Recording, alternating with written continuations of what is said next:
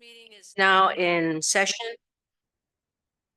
So this meeting is now in session and today is March 19th, 2024. While this meeting is being broadcast via Zoom, oral public comment may only be provided live at the city council meeting in person. City Clerk Gazetta, would you please take roll call? Councilmember Barbadillo, Present. Councilmember Fan, Vice Mayor Chua, Councilmember Leanne. Here. Councilmember Fan, Mayor Montano. And I'm here. Okay, so before we adjourn to closed session, City Attorney Otillo Costa, would you please brief public on the closed session items? Yes, thank you, Mayor. Tonight you have conference with labor negotiators pursuant to Government Code Section 54957.6. The agency representative is Rick Polanos from Hebert, Cassidy, and Whitmore. Bargaining units are LIUNA, UPEC, ProTech, MEA, MidCon, IAFF, and MPOA. Thank you very much. And now we will close this meeting. Thank you. We will adjourn to closed session.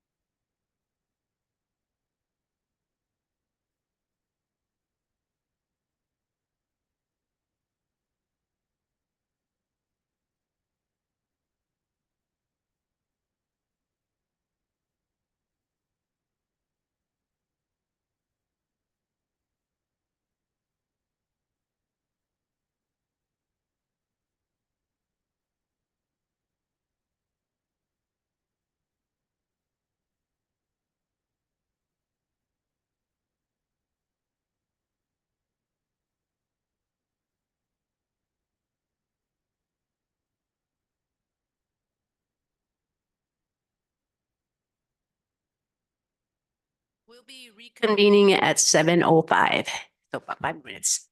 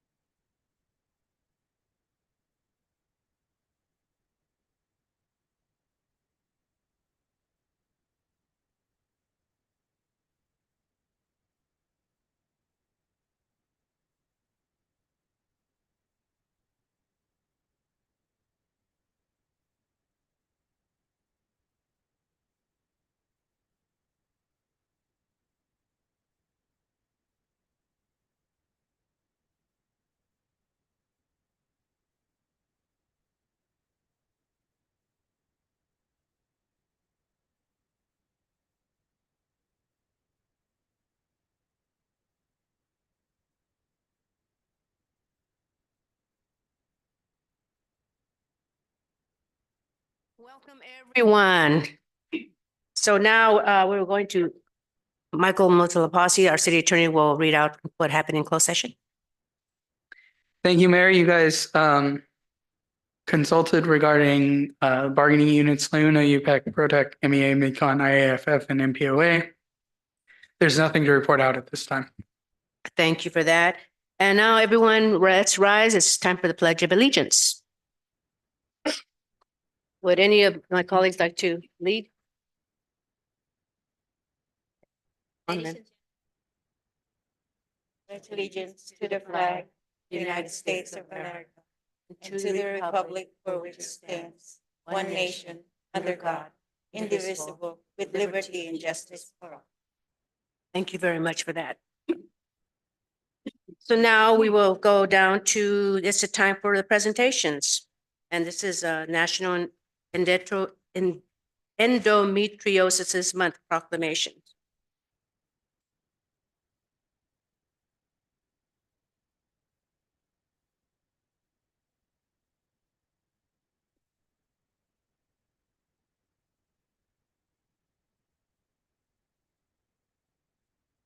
So Endometriosis Awareness Month recognizes the impact of this misunderstood condition, urging support and understanding for those affected, and serves as a crucial time to advocate for those living with endometriosis, raising awareness and promoting dialogue to address the challenges they face.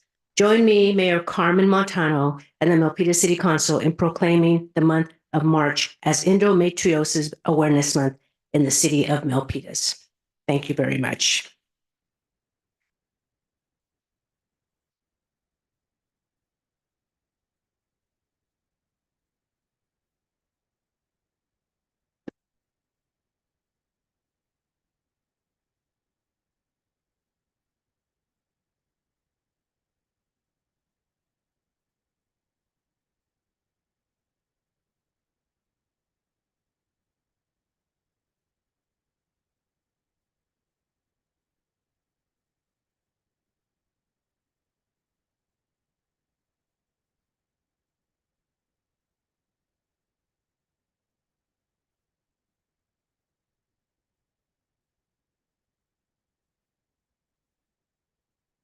Okay, now let's move on to public forum. Members of the public are invited to speak on any item that is not on the agenda. Please note that oral public comment may only be provided live at City Council meeting in person. And the public forum meeting is limited to 1 minute. Call for the speakers, City Clerk. We have Voltaire Montemayor.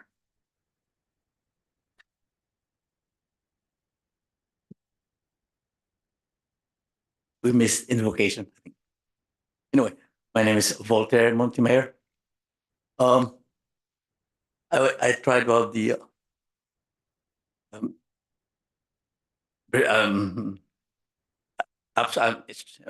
stream meeting, but I wasn't able to talk about the weed abatement. I was going to talk about the situation of those who were of this topic of weed abatement. I admire the city council members, city manager and staff for helping those affected with this topic of doing the weed abatement. Thank you. Thank you, Mr. Montemayor. Is there anyone else? Karina Dominguez.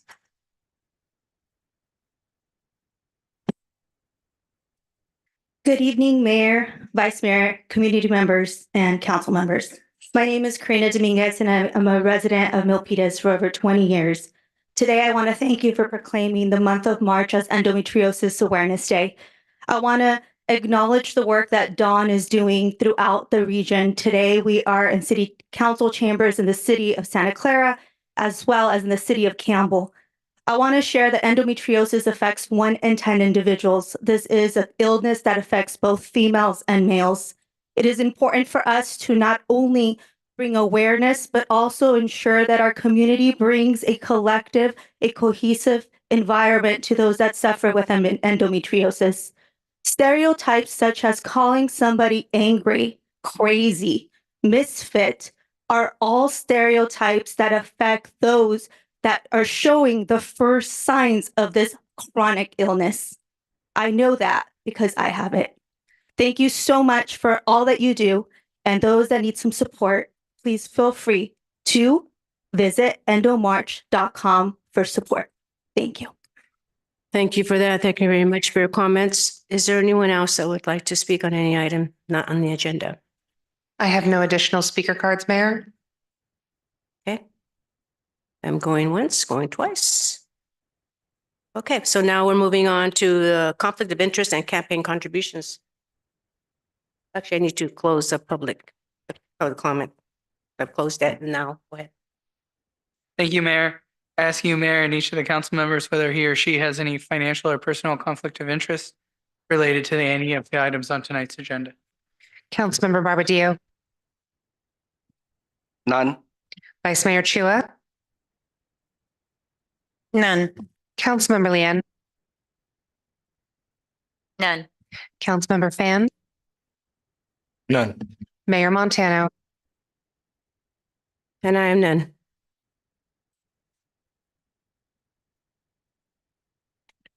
All right. I also ask Mayor and the members of the Milpitas City Council to please disclose any campaign contributions of $100 or more received within the last 12 months from any of the parties entering on contracts with the city on tonight's agenda, or contributions received from the development project applicant for development projects on tonight's agenda. Councilmember Barbadillo, None. Vice Mayor Chua, None. Councilmember Lian, None. Councilmember Fan, Mayor Montano. And I am none. Thank you. Let the record reflect there are no reported conflicts. Thank you very much. And now the reading of the City Council Code of Conduct. Vice Mayor. Thank you, Mayor. Be respectful and courteous. Model civility. Avoid surprises. Praise publicly and criticize privately. Focus on the issue, not the person. Refrain from using electronic devices while on the council dais. Disclose conflict of interest and affiliations related to the agenda items. Separate governing from campaigning. The council speaks with one voice after making policy on issues. Respect the line between policy and administration. Council will hold one another accountable to comply with this code of conduct. These are the Milpitas City Council Code of Conduct. Thank you, Mayor. Thank you very much for that. And now moving on to the approval of the agenda. Does anyone have any changes to the agenda? Seeing none, I will call for a motion to approve the agenda and a second. And we have Vice Mayor Chua. Move to approve. And we have Councilmember Lin. Second. Okay, so it was moved by Vice Mayor Chua and seconded by Councilmember Lin. And so now we'll call for the vote.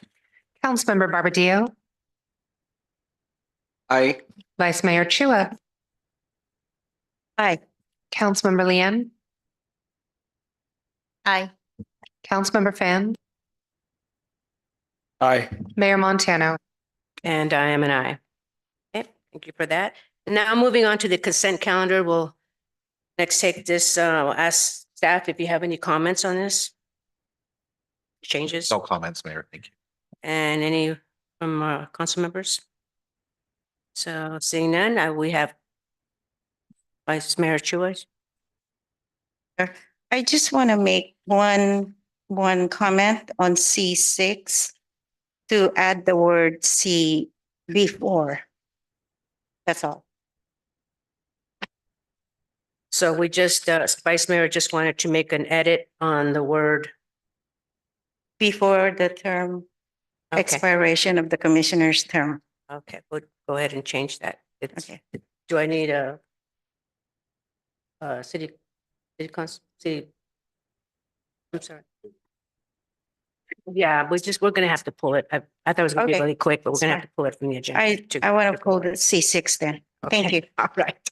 Okay, thank you for that. Okay, is there anyone else that wants to pull any items? We see Councilmember Lynn. You're gonna make a motion, okay. Public comment on the consent calendar? I have a speaker card from Hawthorne.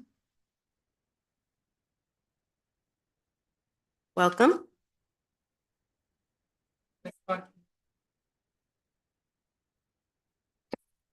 Good evening, Mayor, Vice Mayor, City Council members, and community members. My name is Hafan.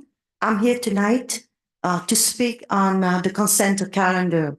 I would like to ask all of you to vote yes on C14 to supersede the resolution 9145 of how we celebrate the flags. As I said before last meeting, it means a lot to our culture, Vietnamese American culture, not just for us, but also for all the lives of 58,000 American soldiers who sacrificed their lives for the freedom of our country, Vietnam.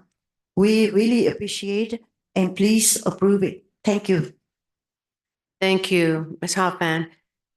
And also I wanted to, you had made a recommendation for a resolution. I think that's in the works right now. So, thank you. Okay, now we're moving on to the, asking for a motion in a second. And we have Councilmember Lynn. Yes, ma'am. Motion to approve the consent items except for C6. We need a second. Has been seconded by Vice Mayor Chua. Okay, so now we'll call for the vote. Councilmember Barbadillo, Aye. Vice Mayor Chua, Aye. Councilmember Lian, Aye. Councilmember Fan, Aye. Mayor Montano. And I am an aye. Thank you for that. Now we're moving on to the public hearings. Item 15, City Manager Ned Thomas. Thank you, Mayor Montano. Our first item for public hearing tonight is a request for a bingo license by St. John the Baptist Catholic Church. And we have a brief verbal presentation from our city clerk on this item. Good evening, Mayor and Council. Tonight you have before you a public hearing to consider approval of a bingo license for St. John the Baptist Catholic Church. Next slide. Bingo games are regulated both by state law and the local ordinance. Currently, there is only one licensed bingo game in Milpitas operated by Milpitas Charity Bingo. Next slide. On January 26, 2024, St. John the Baptist Catholic Church submitted an application to the city clerk's office seeking a bingo license. Having previously maintained a bingo license in good standing since 2009, it lapsed in 2020 due to the COVID-19 pandemic. The church intends to resume hosting weekly bingo games on Mondays from 6 p.m. to 10 p.m. starting in April, with the venue being the church grounds at 279 South Main Street. The application underwent thorough review by city staff, and given that the applicant meets all requirements and demonstrates community support, it is recommended that the City Council approve the bingo license for St. John the Baptist Catholic Church. Next slide. The recommendation before you is it's recommended to conduct the public hearing and consider approval of a bingo license for St. John the Baptist Catholic Church to hold a regular bingo game on church grounds. Thank you. Okay, so now we will open up to the public for comments on this item. Is there anyone in the public? Mr. Montemayor?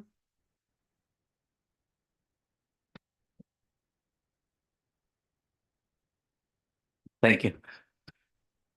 Walter Montemayor or Milpitas. I would say I'm in between.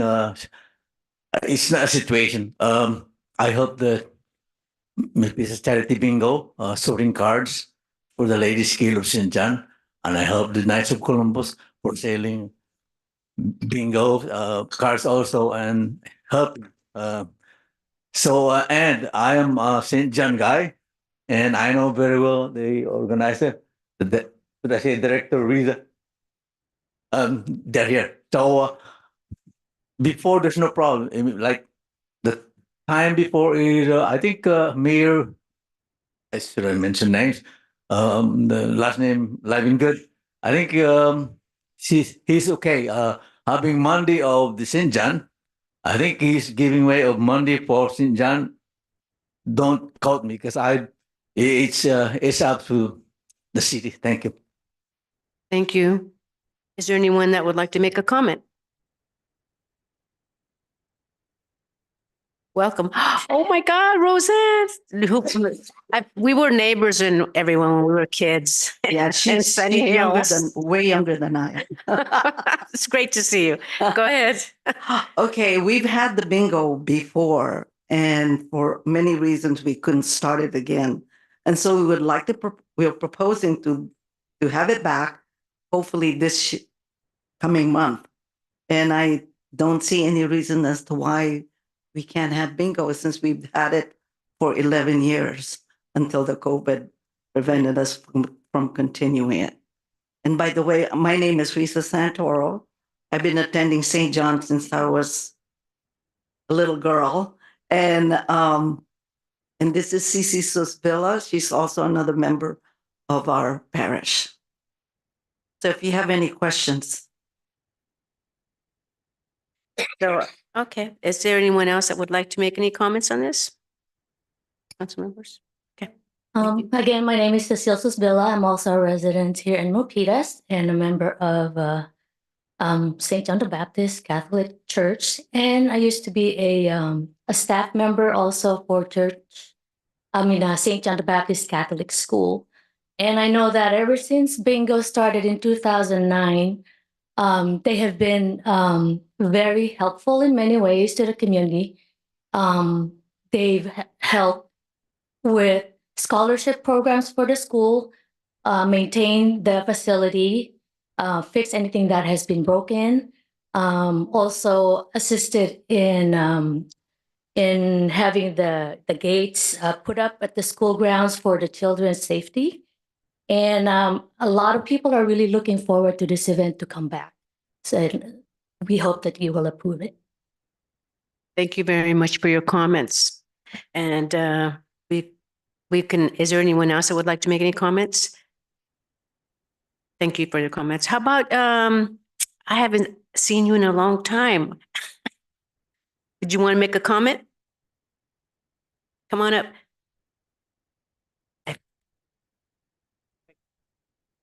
I know. Hi. Good to see you. Good. My name is Lucy Gallion, and I've been a member of St. John's since the early 60s. So I feel that it's necessary for them to have the bingo, if it's okay with you guys. They need the money. The school needs the money. And one of the hall we have is really in bad shape. So they really need the bingo to help them out to do that. So I would appreciate it very much if you can approve this for the sake of the children also, because they need the hall to do their PE and all their activities in there. And they need the money so they can fix that and help the school.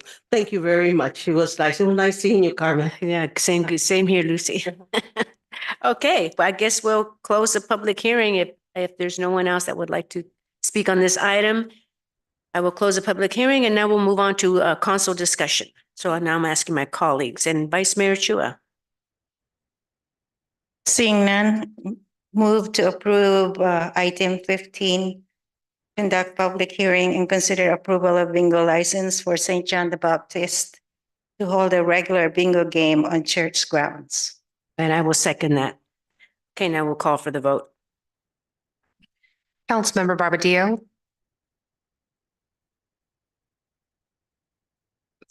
Yes. Vice Mayor Chua, Councilmember Lian, Aye. Councilmember Fan, Aye. Mayor Montano. And I am an aye. So it's passed unanimously. Congratulations. You're back in business. Thank you, business. Okay, now moving on to community development. City Manager Ned Thomas. Thank you, Mayor. The next item, we have two presentations, one from staff, one from the applicant. And this is a preliminary review by the council to provide direction and feedback to staff on a proposed mixed-use development at 1851 McCarthy Boulevard. We have our senior planner, Michael Fasadi, and Michael Matalapasa on the side here, Michael Fasadi here to present the report. Welcome. Thank you, Mayor, Vice Mayor, members of the council, and members of the Milpitas community. My name is Michael Fasadi. I'm a senior planner here with the City of Milpitas. The presentation for you this evening is to review a potential mixed-use development proposed at 1851 McCarthy Boulevard. The next slide, please.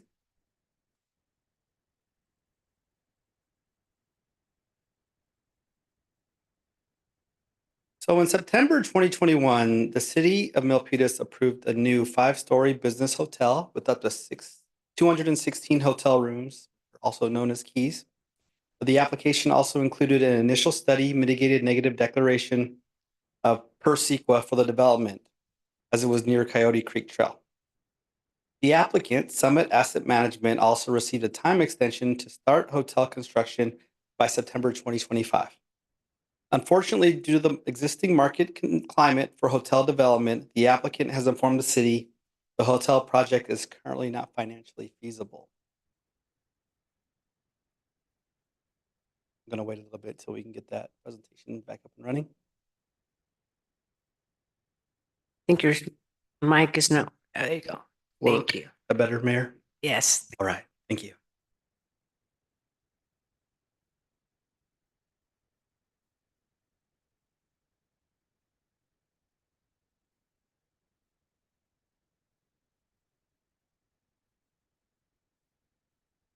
We could go to the following slide. Next one. Put it back one. Thank you. Thank you. The applicant, and I'll just reiterate, which has currently entitled a 5-story business hotel, has asked to change the project and have the city reconsider a different proposal. Instead of a business hotel, the applicant is requesting to develop a vertical mixed-use residential building consisting of 220 residential units and approximately 11,000 square feet of ground floor commercial retail space. The image before you is a conceptual rendering of the development. Next slide, please. As previously stated, the proposal includes 220 residential units, which are a mixture of studios, 1, 2, and 3-bedroom units, and a little over 11,000 square feet of commercial retail space on the first floor. The building would be 7 stories at approximately 75 feet in height, with the first 2 floors as parking. Next slide, please. Currently, the general plan and zoning designations for that property would not allow mixed-use development. So to develop the site, the applicant would need to apply for a number of entitlements. A general plan amendment to amend the existing general plan designation from business park, research and development to very high density mixed use. A zoning amendment to amend the existing zoning designation from highway services to very high density mixed use. And what we refer to as a site development permit to develop the building itself. And depending on the applicant and the application, a conditional use permit and tentative map application may be required if they choose to subdivide the property. The project will require secret review to determine what type of analysis will be needed, but typically development projects that require general plan amendments require, they call EIR, Environmental Impact Report. Also, the location is adjacent to habitat at Coyote Creek Trail. Since the project requires both a general plan and zoning amendment, approval by the City Council would be mandatory. Next slide, please. This is an existing aerial map demonstrating the site and how it is surrounded by both vacant and occupied industrial buildings. In the far, what we refer to as the Southwestern Employment Area. The buildings directly north and south of the site are vacant, but there are occupied industrial buildings directly east of the site, which includes small manufacturing and hospitality services. As previously stated, Coyote Creek Trail is west of the project site. Next slide, please. This is the existing zoning map, again surrounded by industrial park uses. The red portion of this map is what we refer to currently as highway services zoning designation. That will eventually be replaced by a business park research and development zoning designation in the coming months.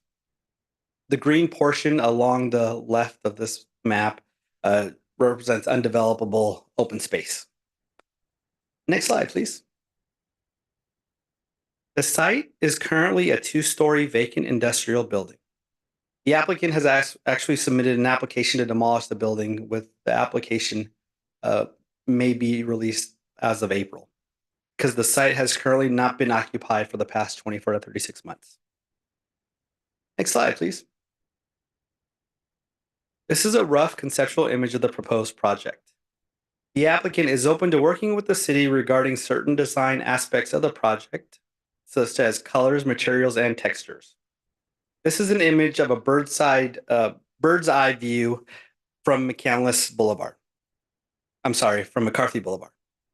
From this viewpoint, you'll see that the 11,000 square feet of commercial space along the southern and eastern frontage on the ground level. There is also a ground level pedestrian courtyard with trees and landscaping in front of the building that breaks up the architectural mass of the structure. A new sidewalk would be proposed, which currently is not there. Next slide, please. This is another conceptual image of the proposed project, with this viewpoint coming from the rear. You'll see an amenity patio on the 3rd floor for residents. The patio would be facing Coyote Creek and take advantage of the natural surroundings. The driveway ramp on the bottom of this image would be used by residents to reach the 2nd level parking. 1st level parking can be accessed along the northern elevation. Next slide, please. If the project would be considered by the City Council, a general plan amendment is necessary. Because of their significance, general plan amendments are only allowed 4 times a year. And we currently have 2 amendments that are scheduled to be reviewed in 2024. That'll be what we refer to as HODs, the Housing Opportunity Districts, and a future comprehensive zoning update. There's potential we may have additional general plan amendments this year, depending on the council's direction. Next slide, please. Also, a zoning amendment would be required, which is not regulated the way general plan amendments are by state law, but do require a substantial amount of analysis. The aforementioned comprehensive zoning update that is scheduled to occur later this year plans on changing the Highway Services designation to Business Park Research and Development District, BPRD. This amendment itself has already been analyzed because it's consistent with the 2040 Milpitas General Plan. If this project were to move forward, another zoning amendment would need to occur to change the BPRD into very high density mixed use, what we refer to as MXD3. The following slides will now focus more on the mixed use development itself. Next slide, please.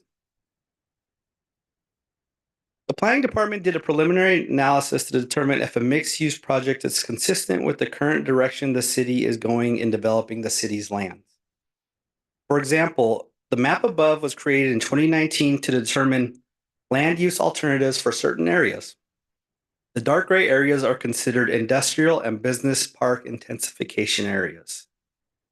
These are areas that are developed with a variety of business park, tech, manufacturing, and industrial uses. With the recent general plan update in 2021, the city took a step to allow these areas to become more flexible in terms of development intensity, building heights, and other standards needed to spur and grow industrial uses.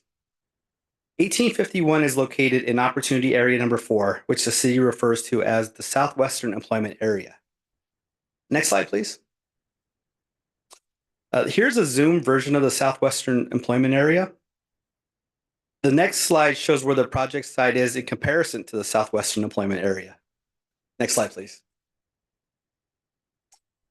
The yellow star on the bottom of the slide identifies the project location, referred to with the arrow says project site.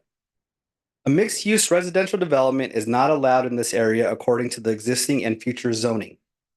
So in order for this to move forward, the City Council would need to direct the applicant and city staff that such a use is appropriate.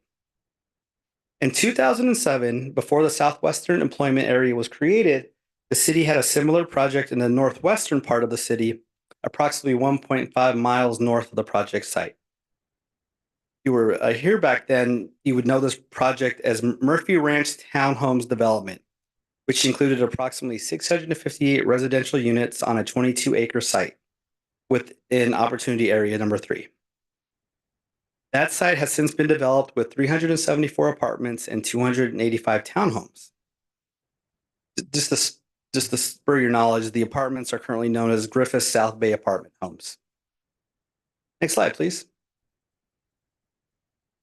Also in 2023, the City Council approved another land use conversion from industrial to residential by approving the 1355 California Circle project, which approved the development of 206 residential units on a 6.7-acre lot.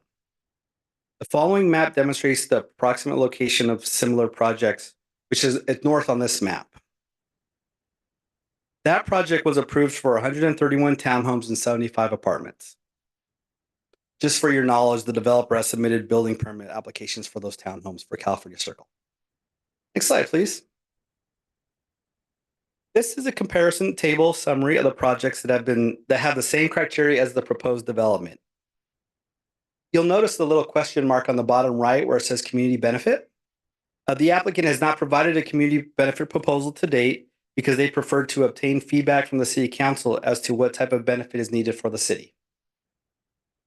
They have demonstrated, and they will they will be mandated to meet the affordable housing ordinance of 15% if this were to move forward. Next slide, please. In an effort to assist the City Council in making their decision, the Planning Department has provided some areas to consider about the proposal. We have a pros and cons table for you. Along with the statements above, the project may contribute to a community benefit that has not already been discussed. Next slide, please. So the Planning Department has a few questions for the City Council to consider. In general, does the council support a general plan amendment to convert areas planned for employment uses to residential development? And if the answer to that is yes, what are some of those factors? For this specifically, does the council support a general plan amendment to convert an industrial employment use to a residential development? Again, what are some of those factors leading to that recommendation? Does the council support rezoning the project site for mixed-use development? And if the council does support the general plan and zoning map amendment, does the council support the conceptual design of the project? If not, what changes would you like or be desired? Next slide, please. So in closing, staff recommends the City Council receive the summary of the pre-application for the mixed-use development and direct the city staff on how to proceed. This concludes staff's summary of the project, and I'm available to answer any questions, but I'd also like to introduce Trang Tu Nguyen, the project manager for the proposal. Ms. Nguyen has also created a presentation for the council to review. Thank you for your time. Thank you very much. So now we will call for public comment on this, unless you have other questions or other comments. If I may, through the mayor, would it be appropriate to see the applicant's presentation? I believe it's relatively short before we comment. Okay. It's okay. Okay.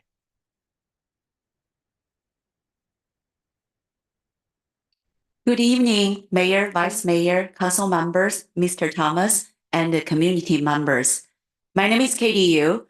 I'm the owner of the project and also the owner of Bayview Golf Club. Thank you for giving me the opportunity to present Caliso Village mixed-use project.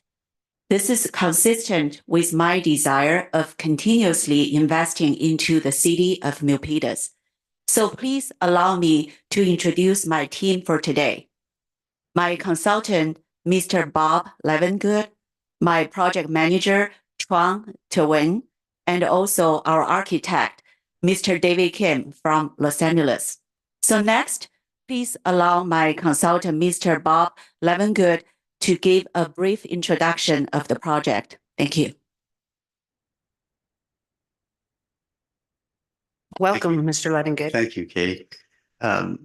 Good evening, Madam Mayor, Madam Vice Mayor, members of the council. My name is Bob Livengood. My address is 1828 South Milpitas Boulevard here in the city of Milpitas. I'm here tonight to assist Katie with her vision for her property at 1851 McCarthy Boulevard. Staff has done a good job of showing you kind of the relationship that parcel has to the other areas around it, so I won't get into that. But let me give you a few details. The site at 1851 is 2.75 acres. Our proposal, preliminary proposal, is 220 residential units, of which 33 will be affordable per the city ordinance. All the affordable units will be dispersed throughout the property. So you won't know who's living in an affordable unit versus who's living in a market rate unit. This is a very dense project. It's 81 units to the acre. It's commensurate some of what the city has done in some of its planning areas, including the task, in terms of its desire to have a density that is appropriate for the urban living that we are trying to promote here today in Milpitas and in Santa Clara Valley. This project is mixed use. It has over 11,000 square feet of commercial, retail, and office space.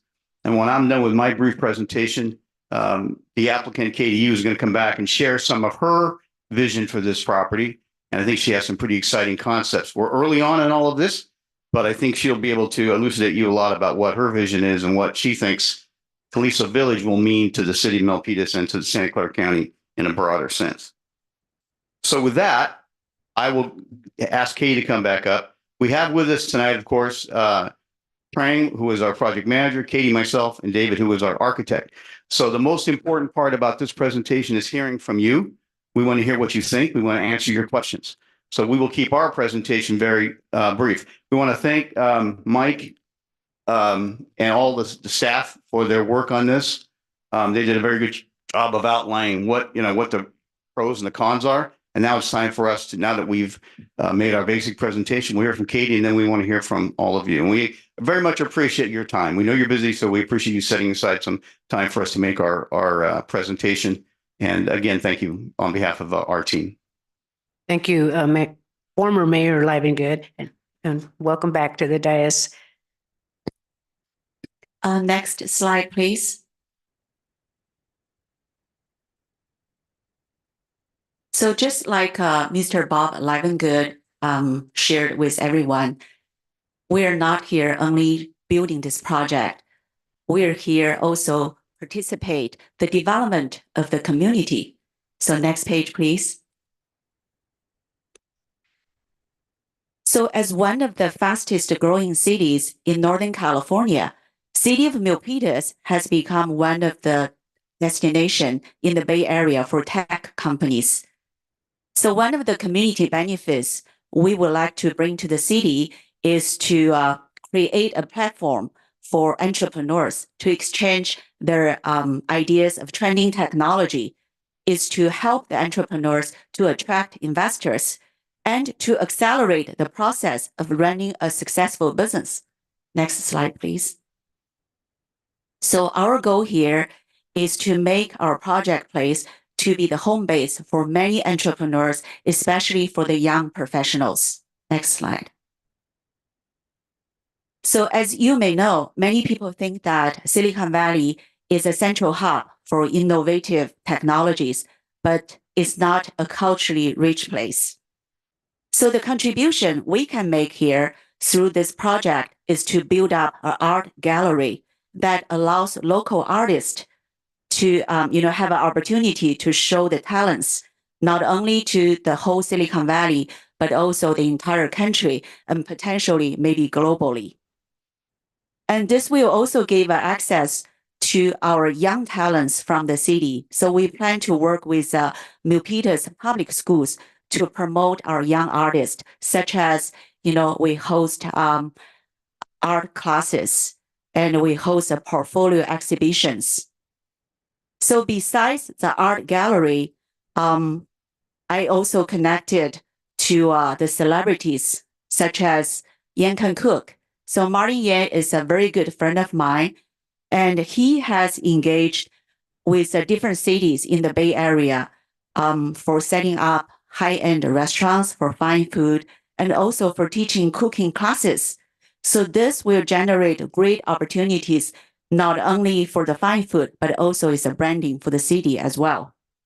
So we also plan to build, a wine cellar room at the project place for wine tasting and also for corporate events.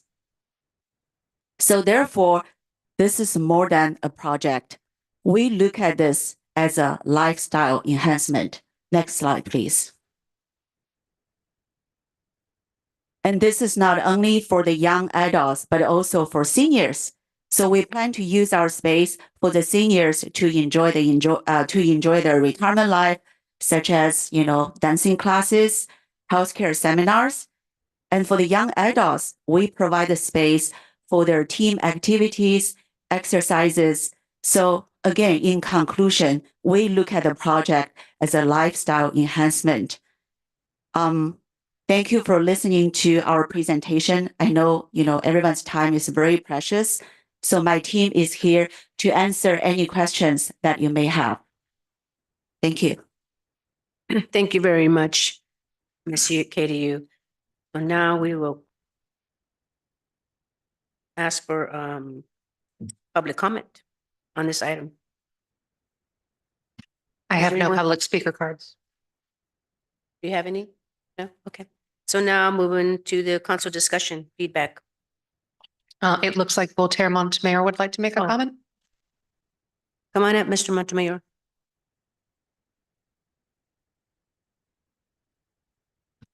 I'm trying to locate on my maps.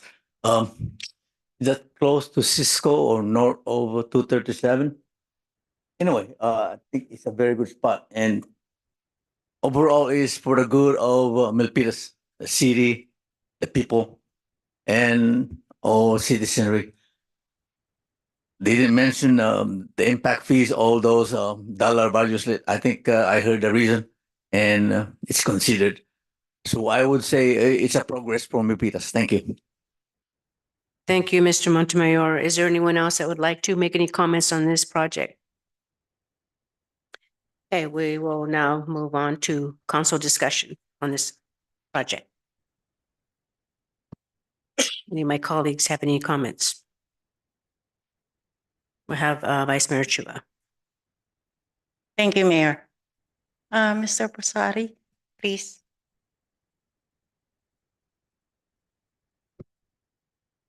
The retail space, what's the proposed, conceptual, how big is it?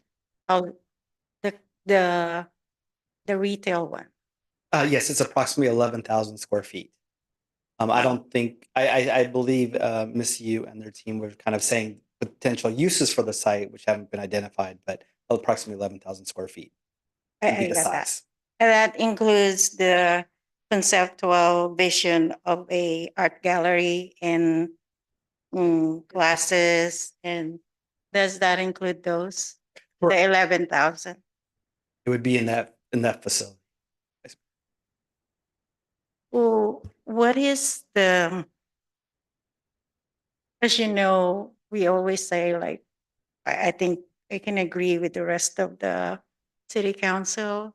There's got to be a balance between residential, commercial, and industrial to make sure that we grow. What is our commercial percentage? Like, what is our industrial? Do we know? Do we know what is the percentage of mostly industrial and residential? Do we know? Do we have that number?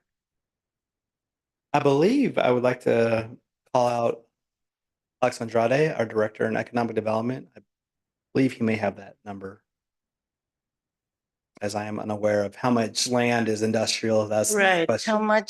How much? Good evening, Mayor, Vice Mayor, and City Council. Alex Andrade, Director of Economic Development. Pleasure to be here in front of you. Can we bring up the PowerPoint presentation? There's a couple of slides on the backside of the presentation.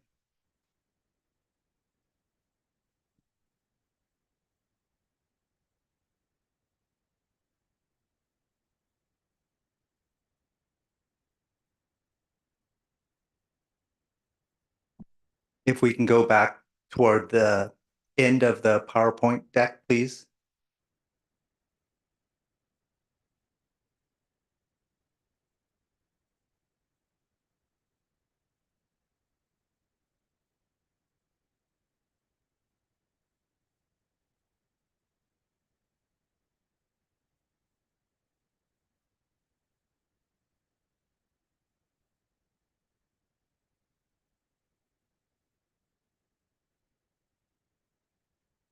Yeah, keep going, please. Yeah, continue. If we can stop right here. Previous slide. So the information before you comes from our economic development strategy. The economic development strategy was approved by the City Council on May 5th, 2020. So you'll notice that the source comes from 2019 and 2020. Now, Vice Mayor Chua, I'm not exactly sure if this gets to where you're going, but the information that's in front of you is breaking out the commercial inventory in Milpitas by product type. So the manufacturing space back then totaled about 4 million square feet.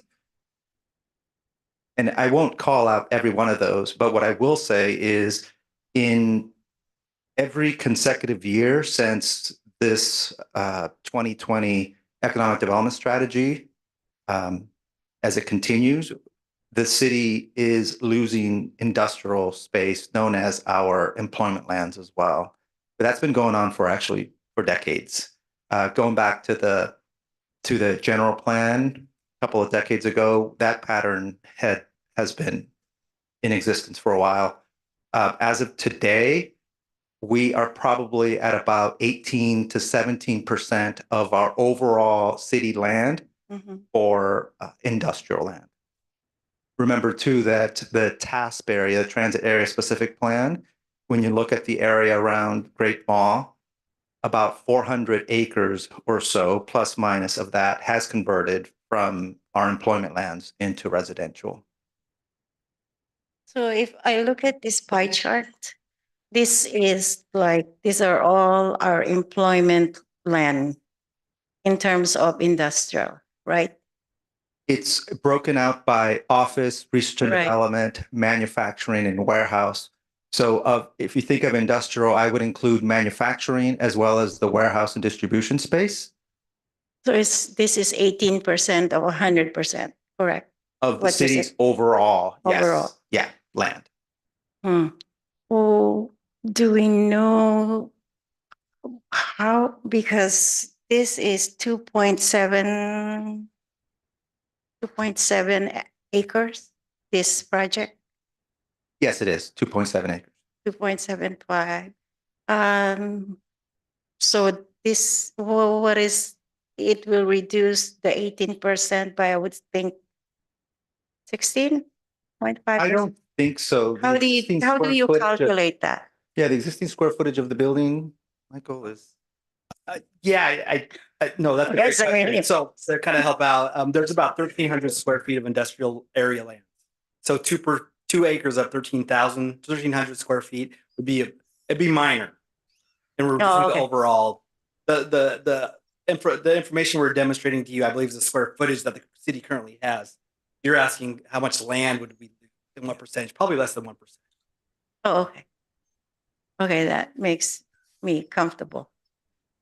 I'm concerned about. I know in San Jose a few years ago, they only have at that time is 13% industrial, which is a concern for them because they have a lot of residential, which there's got to be a balance between, as I said, industrial, commercial, and residential. Because if we lose our employment land, that's not good either. So thank you for that. Thank you, Director Andrade. You're very welcome. Thank you, Mayor. Thank you. And now we will have Councilmember Barbadillo.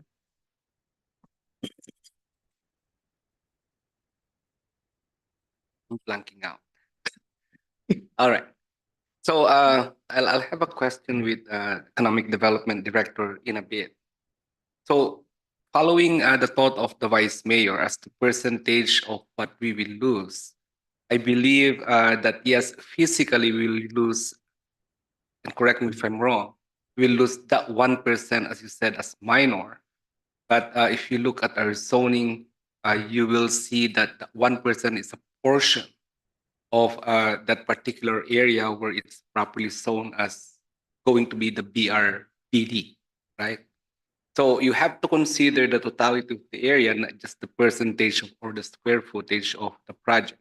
So here's the question to probably Economic Development Director. How would it affect our economic vision for Milpitas, considering that we have started trying to have that general plan amendment and the business park research and development vision that's coming this June.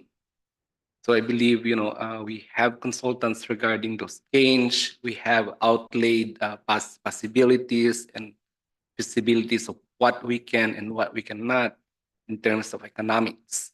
So now the changing of these projects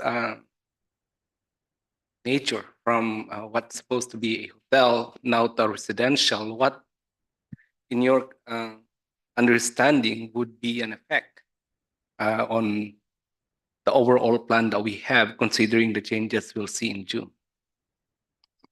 Thank you very much for the question, Councilmember Barbadillo. As you've indicated, yes, we're looking at moving from a light industrial area to BPRD for Business Park Research and Development. Before the pandemic, we were noticing more office and research and development taking place in North San Jose. Along Highway 237, we were starting to see that trend move eastbound, and we were trying to anticipate and plan for that new development coming into the city. Of course, we could not and did not anticipate a pandemic. The way people use office today has changed dramatically. Obviously, the work from home environment has become ubiquitous. But notwithstanding, the Southwestern employment area is one of our more important employment areas. It's one of the largest. In terms of sales tax revenues, we've discussed in the past that sales tax, while as a revenue source, it's volatile, it still provides a pretty significant amount of revenue source for the city. So just to give you an example, we have various geographic areas for sales tax revenue. The Southwestern employment area generates about 15% of all of our sales tax for the city. And that's after the Milpitas Metro Specific Plan, mostly because Great Mall is located in that area. So Great Mall has over 200 retailers. And then after the Gateway Specific Plan area with over 250 businesses. So the area is very important for us. We are still planning on moving into the business park research and development zoning. At the same time, we are in a housing crisis, and we have been for a long time. So we recognize that we do want to increase our arena numbers. And of course, this project would allow that to happen. We could put jobs closer to homes and homes closer to jobs. To answer your question, this is on the outskirts of our Southwestern employment area. We do have an example of that has already taken place over by KLA Plus. To use Senior Planner Fasadi's term, I think it would be minor in terms of the impact to our economic development strategy. All right. Does that answer your question, Councilmember? Well, the answer that I'm hearing is a minor impact on our economic development strategy. So my question to how about with regards to zoning? This project will require amendments to the general plan, and there's one thing that I can remember, right? There's two of our plans that needs to be amended. Well, we are trying to change now, and will be changed again should this project go forward. So on the logistics of our mapping and zoning, how would it be the same as a minor impact on our economic development strategy? if we look at, you know, the overall general plan for the city. Thank you, Councilmember Barbadillo. Just to kind of reiterate, I had shared with the council that the city is contemplating, and it's in the plan to do a comprehensive zoning update, which would amend the existing zoning of that area. Right. And if I heard you right, the question is, how would this project, if the council were to direct the applicant to move forward, how would that affect that? Yes. Okay. So there's existing, we're trying to amend it. We're looking at, you know, having the BRBD on in June. And now if this project goes forward, how would that disturb or how would that improve and/or, I do not know, the vision as to regards to the mapping and zoning that our department has? No, thank you, Councilmember Barbadillo. So, in my professional opinion, I believe due to the simply timing and the effects of this project, this project would require an environmental impact report. I'm very confident with that. There is some hope that the comprehensive zoning update will be amended substantially before a project of this size will move forward to the council. So what does that effectively mean? That means that that zoning area, which is more than 1851 McCarthy, would be changed from Hillside Highway Services to BPRD. And then following that, if the council's seen fit, we would come back with the general plan amendment to do a general plan designation for that specific site. I will say that that's sometimes referred to as spot zoning, which isn't something that's supported by the National Planning Department. With that being said, that would be some inconsistencies there. But you know, we rely on the council to give us direction. You have an applicant here that's looking for some direction. A project of this size and scope may be designed to allow industrial uses to surround it. Working firsthand for the community as I have for a number of years. Typically, when you have industrial uses out near residential areas, you end up with complaints. This is a different type of zone. The Southwestern Employment Area is more industrial uses that are within the building confined, and not normal industrial uses like junkyards, what have you. So that may not happen, but either way, it could move forward along with our BPRD update, this project.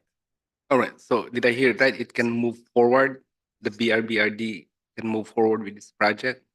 You heard right in that we would still do the comprehensive zoning update.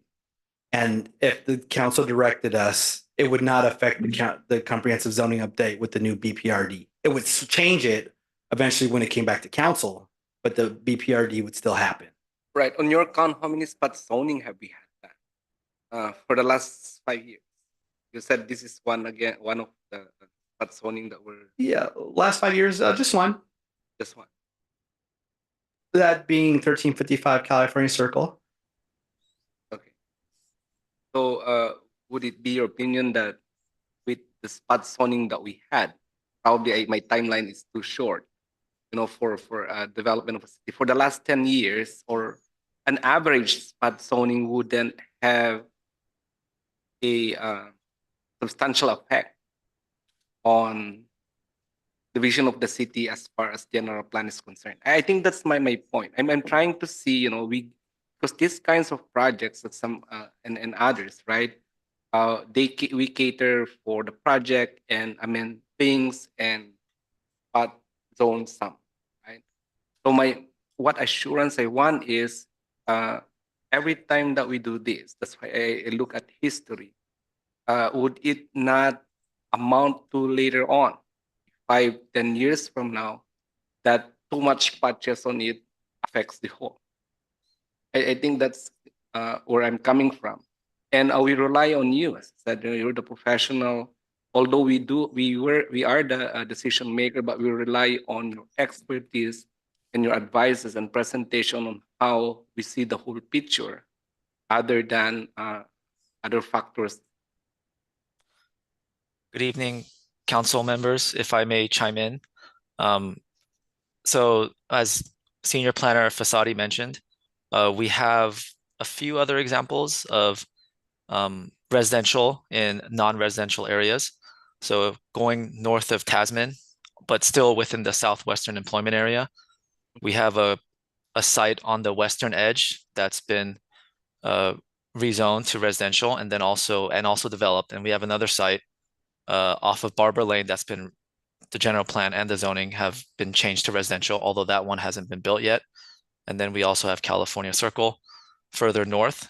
So to kind of answer your question, I would say there is potential anytime you introduce a residential use in an industrial or a non-residential area to have an effect on the neighborhood and potentially in the future other requests coming in near the site as developers and applicants see if, for example, if this project were to move forward with a general plan amendment and a zone change, we may receive other similar requests.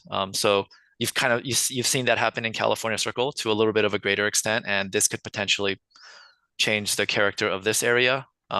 There are more residential uses in San Jose to the south and also to the west, Santa Clara, but it isn't adjacent to this site. So in general planning terms, we would consider it spot zoning. But if you were to look at a little bit of a wider lens, you would see some residential in the vicinity, but not immediately adjacent to it. So it is a bigger policy question, which is why we are checking in with the council. But yes, to answer your question, there's potential to have effects later on, I would say, from a zoning perspective. Right. I remember asking that question in the last project, and I think it remains my question. We all do these exemptions, call it exemptions, because we have to amend certain things. And how much could we do to exempt, right? Projects coming forward and safeguard the integrity of that zone we have envisioned and has been a product of years and experience on how this particular area in Milpitas go about. Right? That's just the concern I have for now. And hopefully, as we go forward with the applicant and the staff, provide us with more information.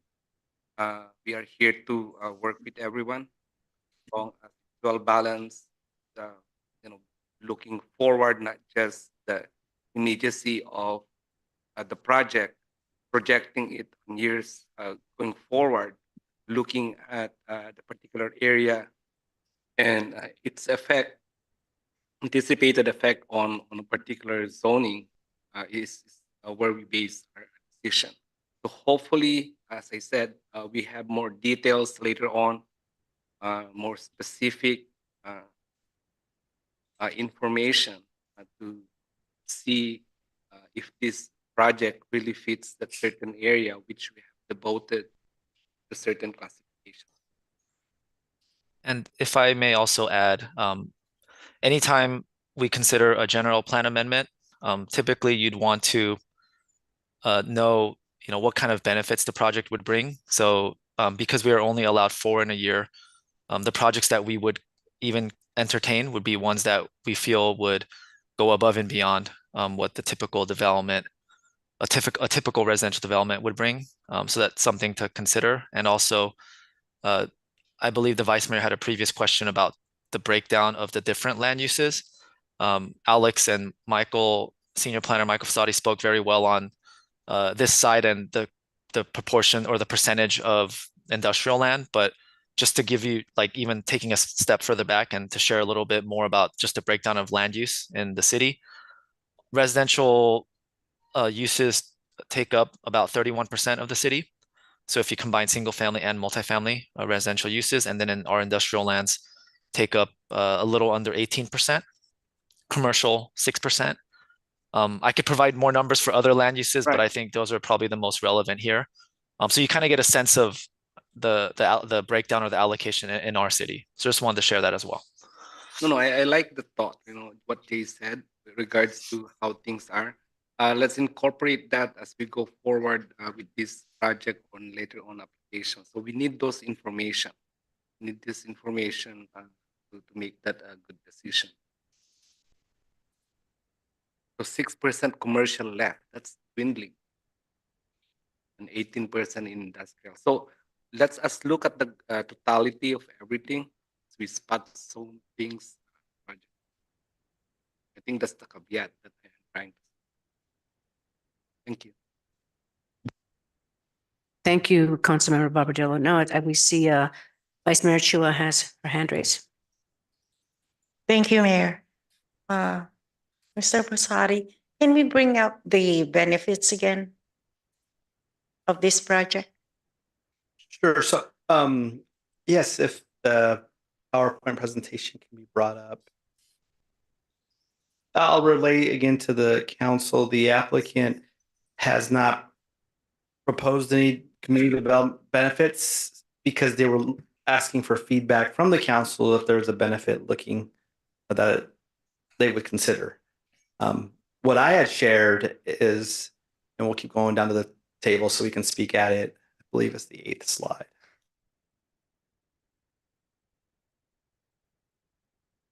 And this table was developed so the council can compare and contrast. Keep going, please. Of the benefits of previous projects. Let's stick This with that. one. There we go. Thank you. I think this is the one. Right. So in 2007, the city didn't have an inclusionary affordable housing ordinance, which didn't require affordable units. Therefore, in 2007, the 20% of units being affordable was considered a community benefit. California Circle Project added additional units above the inclusionary affordable units, as well as working with Milpitas Unified School District to allocate units to their workers. There's a question mark for community benefit for the McCarthy. They demonstrated in their presentation that they would meet the standard, which would be 33 units, I think the 15%, which is inclusionary, which is required already. So if the council wanted more, wanted less, wanted a discussion on that, I believe they're open to hear the feedback. This is the current housing ordinance of 15%. That is correct. So 15% of 220, right? Or 217, which one? 220. 220. And if this helps with the council, like if a residential project were to come in a residential zoning district without no general plan amendment, they would need to provide us that 15%. Do we have a flexibility if they're coming in as a conversion from probably not. It has to be 15, right? Because that's the ordinance. If it's not 15, they need a special approval from the city council on why it can't be 15. And if there's another benefit that's associated with that, but the law of the city of Milpitas says they need to come up with 15% inclusionary. Okay. That's what I wanted to see. Okay, thank you, Mr. Posadi. Thank you, Mayor. Thank you, Vice Mayor. And now we have Councilmember Lian. Mine's easy. They took all the questions. I just want to verify or confirm actually parking requirements, 490 spaces. And you said parking proposed 371, which is 126 parking spaces that we short. Right? Sure. It would be approximately 120 parking spaces that the code requires. So when we present to the council, we pull the standards of the cities. And if I were to use the city local zoning ordinance, 490 spaces, what would be required? They're proposing less. Right. So my question is, in here, you said the project may qualify for a state density bonus and incentives. What if it doesn't qualify? Do we have a plan B?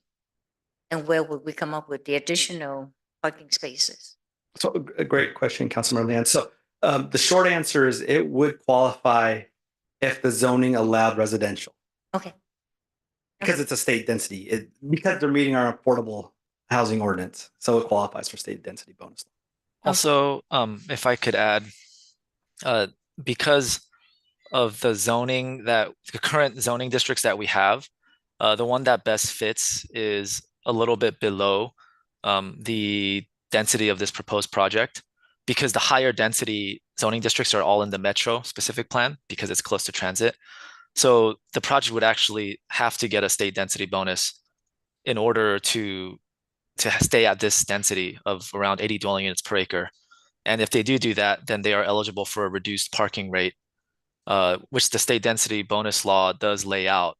I think perhaps Senior Planner Fasadi could do a quick calculation to see if then it would meet the state's parking requirements. But even if they were to not meet that, they could still request waivers and concessions to bring it down even further if they qualify for the state density bonus law. Thank you. And my last question, I guess this is for Ms. Yu. The 11,000 square feet for commercial retail, and you have wine bar, art gallery, cooking classes. Do you plan to bring in any other business to serve the community? Well, I'm also thinking about the nonprofit organizations from the city. We would love to provide a space for the nonprofit organizations that the city council members or the community members may prefer.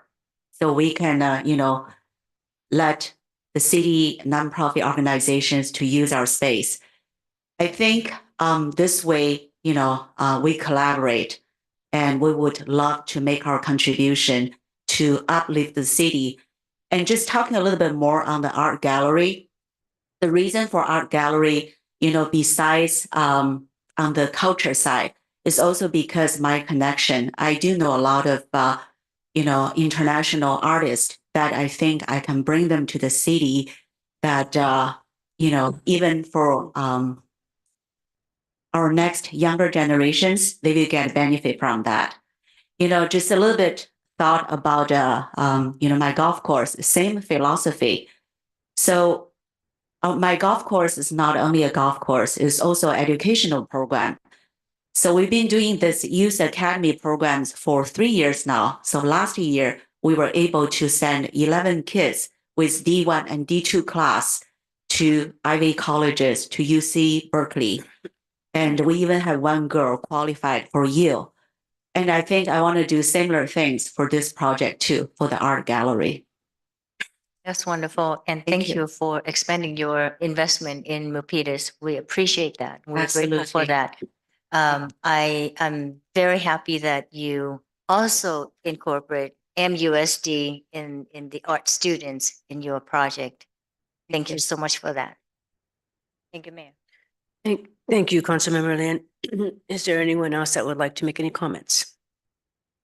I have a couple of comments. Thank you for your presentation. This project, can you, or maybe I can ask staff. Staff, can you explain what a community benefit is for the audience so that way they could understand what it means? Oh, thank you, Mayor Montano. So a community benefit is a kind of above and beyond reward or award to the city that's not necessarily required by our zoning ordinance. The zoning ordinance has set standards, set requirements that a developer has to make.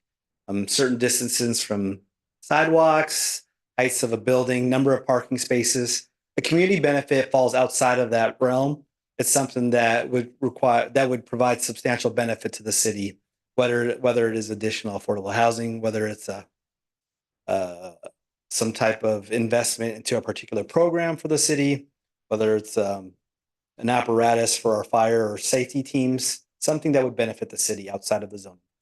Okay, great, thank you. So my next question relating to that is we have a SPAR, which is let me see, you're going to have to help me with this, Alex. SPAR is a, go ahead. Thank you, Mayor. The SPAR stands for Strategic Property Acquisition Revenue Fund. And it is something that the mayor and city council approved. And at this point, really pleased to say that we have about $600,000 in the fund. And you may remember from last year's budget, funding can be allocated to the SPAR fund if and when the city realizes surpluses in a particular fiscal year. Can a community benefit be contributed to the SPAR? So the intent of the SPAR is to ensure it's a revenue generating type of program or initiative. So it would depend on the program or for the project. Okay. Yeah. All right. And then the reason why I asked that, one of the council's priorities is to revitalize Main Street. And, I was thinking maybe perhaps the developer, the owner could put some funds into that, but we'll have to discuss that. And I don't know if we can do that. There But, are two properties, one on Main Street that is available at South Main Street and Carlo. And then there's one located on Sarah Way next or in the center of or the middle of Foster's Freeze and Indian Cuisine. Right. It's it's not on Main Street directly, but it's right around the corner. Right. So I do like the concept of the art gallery at the site. I do especially do like the restaurants because that's a revenue generator for our sales tax to our city. And I'm assuming that it's going to be a high-end restaurant because and it's close to yeah. What was that? Yeah, can cook? Was that? So I that's what I really like about this. But I would like to, I didn't see anywhere for a shuttle because since mass transit is not near there, but if there's a way that you can put an area where a shuttle taxi, Uber, when they, Yeah. is there a place there when you can have that? Yeah, So we've they can already, get around? Madam Mayor, we've had preliminary discussions about that, and you folks have a van pool program going now. We've talked a little bit about helping to participate in that as a possible community benefit. As you remember, that Main Street project, Millet, Maine, they were the first ones to provide a cutout for Uber, Lyft, and all that. And we will absolutely figure out a way to make sure that those uses are able to operate safely. Because I know you know this, and the council does. Some of these apartments that we have now, they have no space for these folks to park and wait. And what happens is they get all it all clogs up, right? Right. And you pull in, and all of a sudden you've got 3 or 4 Lyft people waiting or Ubers, and you can't get through, and pedestrians are darting back and forth. So it's a real issue, and it's getting more pronounced because more and more people are using these types of ride shares. Right. So absolutely, these are things that we've already thought about and talked about. And Okay. if we get down the road, rest assured that we will be addressing that. But I would like to explore one of the things with the city is your I think it's called Smart van, and I see them all over the place. And there's no reason why we can't maybe work with the city on that program, offering opportunities for our residents to use that, and certainly provide a place for them to safely park and have people come and go. But we're with you on that. We understand Right. the importance of that. And Right. I live in an apartment complex, and I see it every day in Milpitas, every day. In between Aspire and Ascend, they're right across from the BART stations where I live, and they've got the road is designed to be a two-way road, and it's constantly clogged.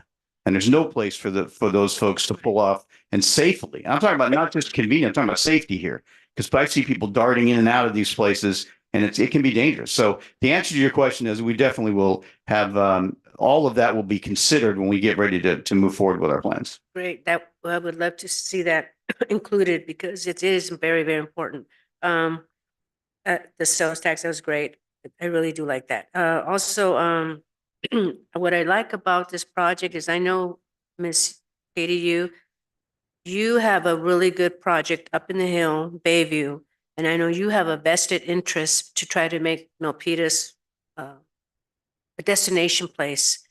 And I really believe that because you're a person that looks for detail and you're a entrepreneur, and I'm pretty sure that this project will attract a lot of high tech individuals, and that's why I was thinking about they have to have a place where they come and go, the shuttles, Ubers, and so I know that you have a vested interest in this property and a vested interest in Milpitas. So I just want to make some really good comments about your project, and it also benefits our arena numbers. If the folks that don't know, we have a state mandate called the housing element, and we have to provide so much housing each city that's mandated by the state. So this will bring our numbers up. So thank you very much. And is there anybody else that would like to make any more comments? We have Councilmember Fan. Is there public comment for this? We did, okay, so I'll move, I'll call the question and move approval of the project.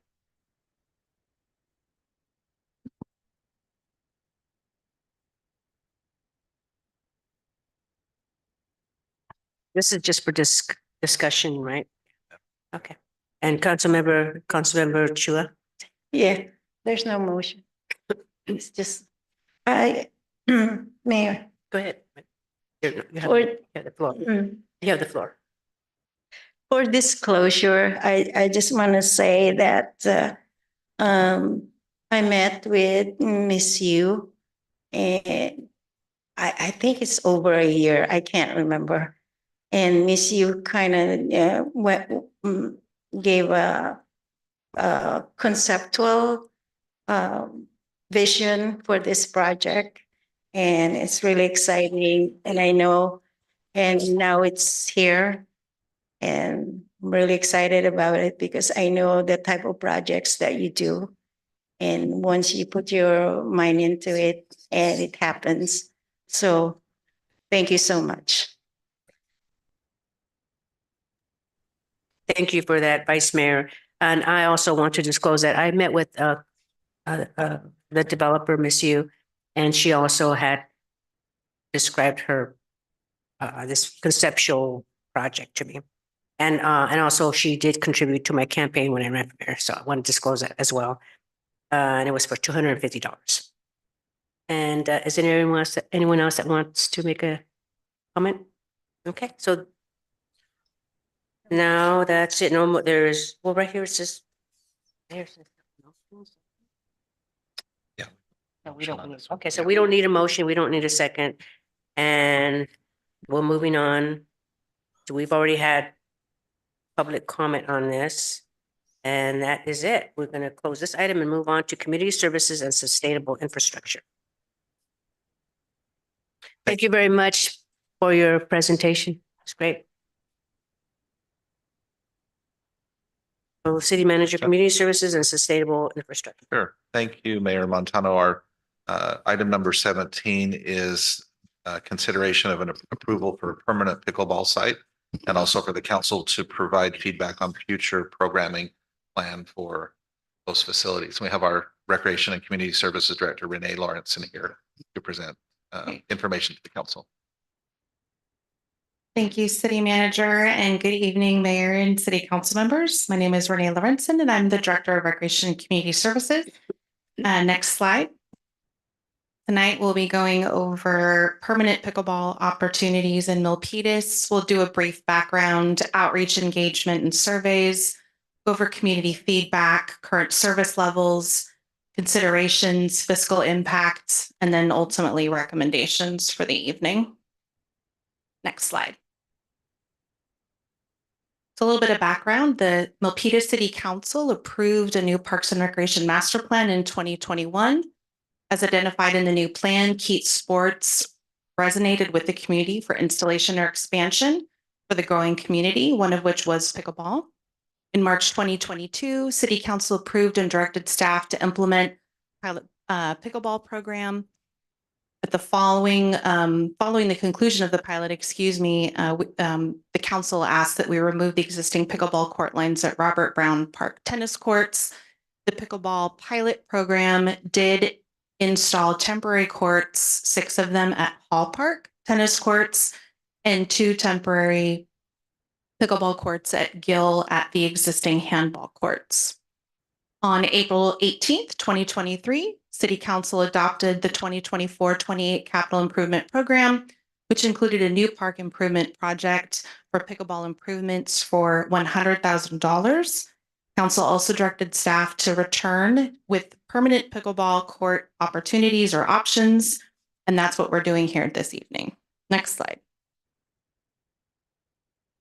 So starting with the pilot and actually throughout and until today, we've conducted community outreach and engagement on this project and the opportunities for permanent pickleball.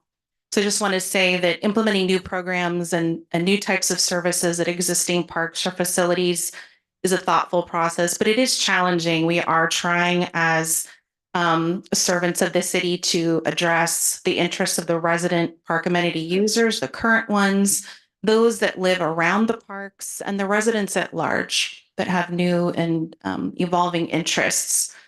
Communities throughout the country are facing a similar scenario as Milpitas. So Milpitas, we are not alone. There's many cities trying to balance the well-founded desires on the part of players to enjoy pickleball while supporting residents' interests in other sports and ultimately park neighbors' quality of life. So staff has hosted overall 3 community public meetings, 2 surveys, and 1 focus group. The first community meeting was held in September and concluded with a community meeting in February 8th, 2024 at the community center. Overall, we did reach and speak with over 200 people as part of this process. Next slide. At the October 2nd Parks, Recreation and Cultural Resources Commission, staff presented a pilot program overview and sought feedback on potential permanent pickleball courts at Hall Park tennis courts. At that meeting, there was a strong showing of Hall Park tennis players.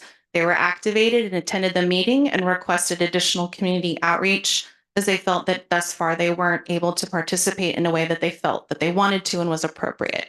So in response to this request, staff facilitated a focus group meeting, more comprehensive community survey, and a second community meeting that we just had on February 8th. Next slide.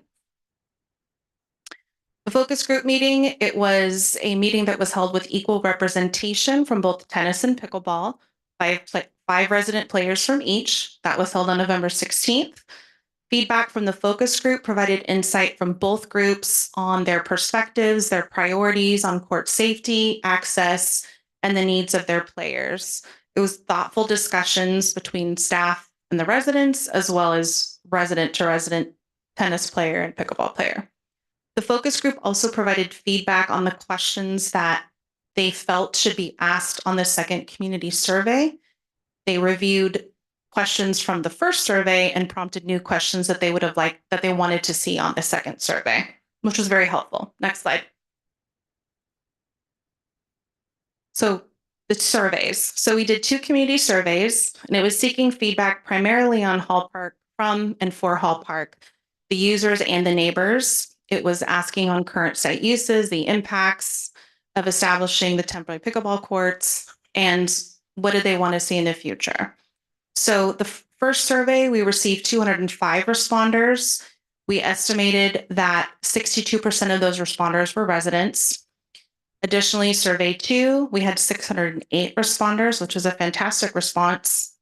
And through no magic math at all, exactly 62% of those responders were also estimated to be Milpitas residents. So the results from survey 2 and survey 1 are similar, but the second survey had more responders, but also there was a community process as far as the questions that were made up that survey. So we feel there's more buy-in and focus on that survey that we want to report tonight to City Council.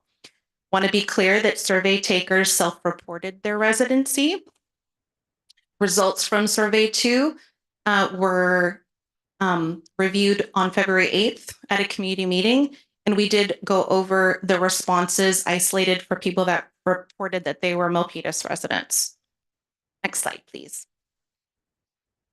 So as I mentioned on the last slide, we had 608 total responders for the second survey. 411 of them self-identified as Milpitas residents. 36 potentially misrepresented themselves as residents. So we have a total of 375 responders that we feel were Milpitas residents that took this survey. Next slide. So we asked general questions about the use of the park and how they get there. couple I'm just going to share because they were interesting. 74% of residents that responded reported that they drive to Hall Park to use it. 36% walk. What do they do at Hall Park when they get there? 55% responded that they play pickleball. 45% responded that they play tennis. 25 and 28% were reporting that they enjoyed the picnic areas and the playground areas, respectively. Next slide. This slide is one of my favorites. This is actually a highlight of the survey, and it gives some really good data about when people are going and using the court system, how long they're waiting, and how often they go. So we'll get to the column on the right in just a second. So we asked, how often do you play at the courts? How often do you play pickleball? How often do you play tennis? So for pickleball, 46% of the responders reported that they're there multiple times a week. 40% of the tennis players responded that they're also there multiple times a week. And that's anywhere from 2 to 3 times a week to 4 to 7 times a week. Both groups reported that they are using other facilities in Milpitas. For pickleball, they're at Gill. They're using the indoor courts at the Sports Center gym. And for tennis, they're primarily going to Dixon or Gill to use those courts as well. Wait times. So wait times are important. I want to preface this with saying that the game times for pickleball and tennis are different. Pickleball games last anywhere from 15 to 25 minutes. Tennis is a longer game. They average about 30 to 40 minutes. But what's interesting is that for pickleball and tennis, you have some wait times that are actually part of the rules in your facility use manual on how long you should be waiting for a court before you relinquish it to the next player. So for pickleball, the majority of people reported that they have to wait 10 to 20 minutes to get a court. For tennis, they're waiting a little bit more than 30 minutes. And that's 33% and 34%. So there's about the same waiting between 10 and 30 minutes for a court. On the next column, what time are you coming to play? So we listed these out in order of the most responders. So for pickleball, most of them report that they come and play between 4 to 7 p.m. The next highest time that they come is 7 to 10 p.m. And then we have tennis. They flip-flopped, but they're there from 7 to 10 p.m. mostly, and then 4 to 7 p.m. after that. So you see that there's the highest concentration for both uses is within this 6-hour period, which is important for future programming. You do have a large group of pickleball players that come early in the morning, 7 to 10, and then 10 to 1. For tennis, it's flipped again, 10 a.m. to 1 and 7 to 10 a.m. And both groups reported that the least amount of use they see themselves going to the courts for is between 1 and 4 p.m.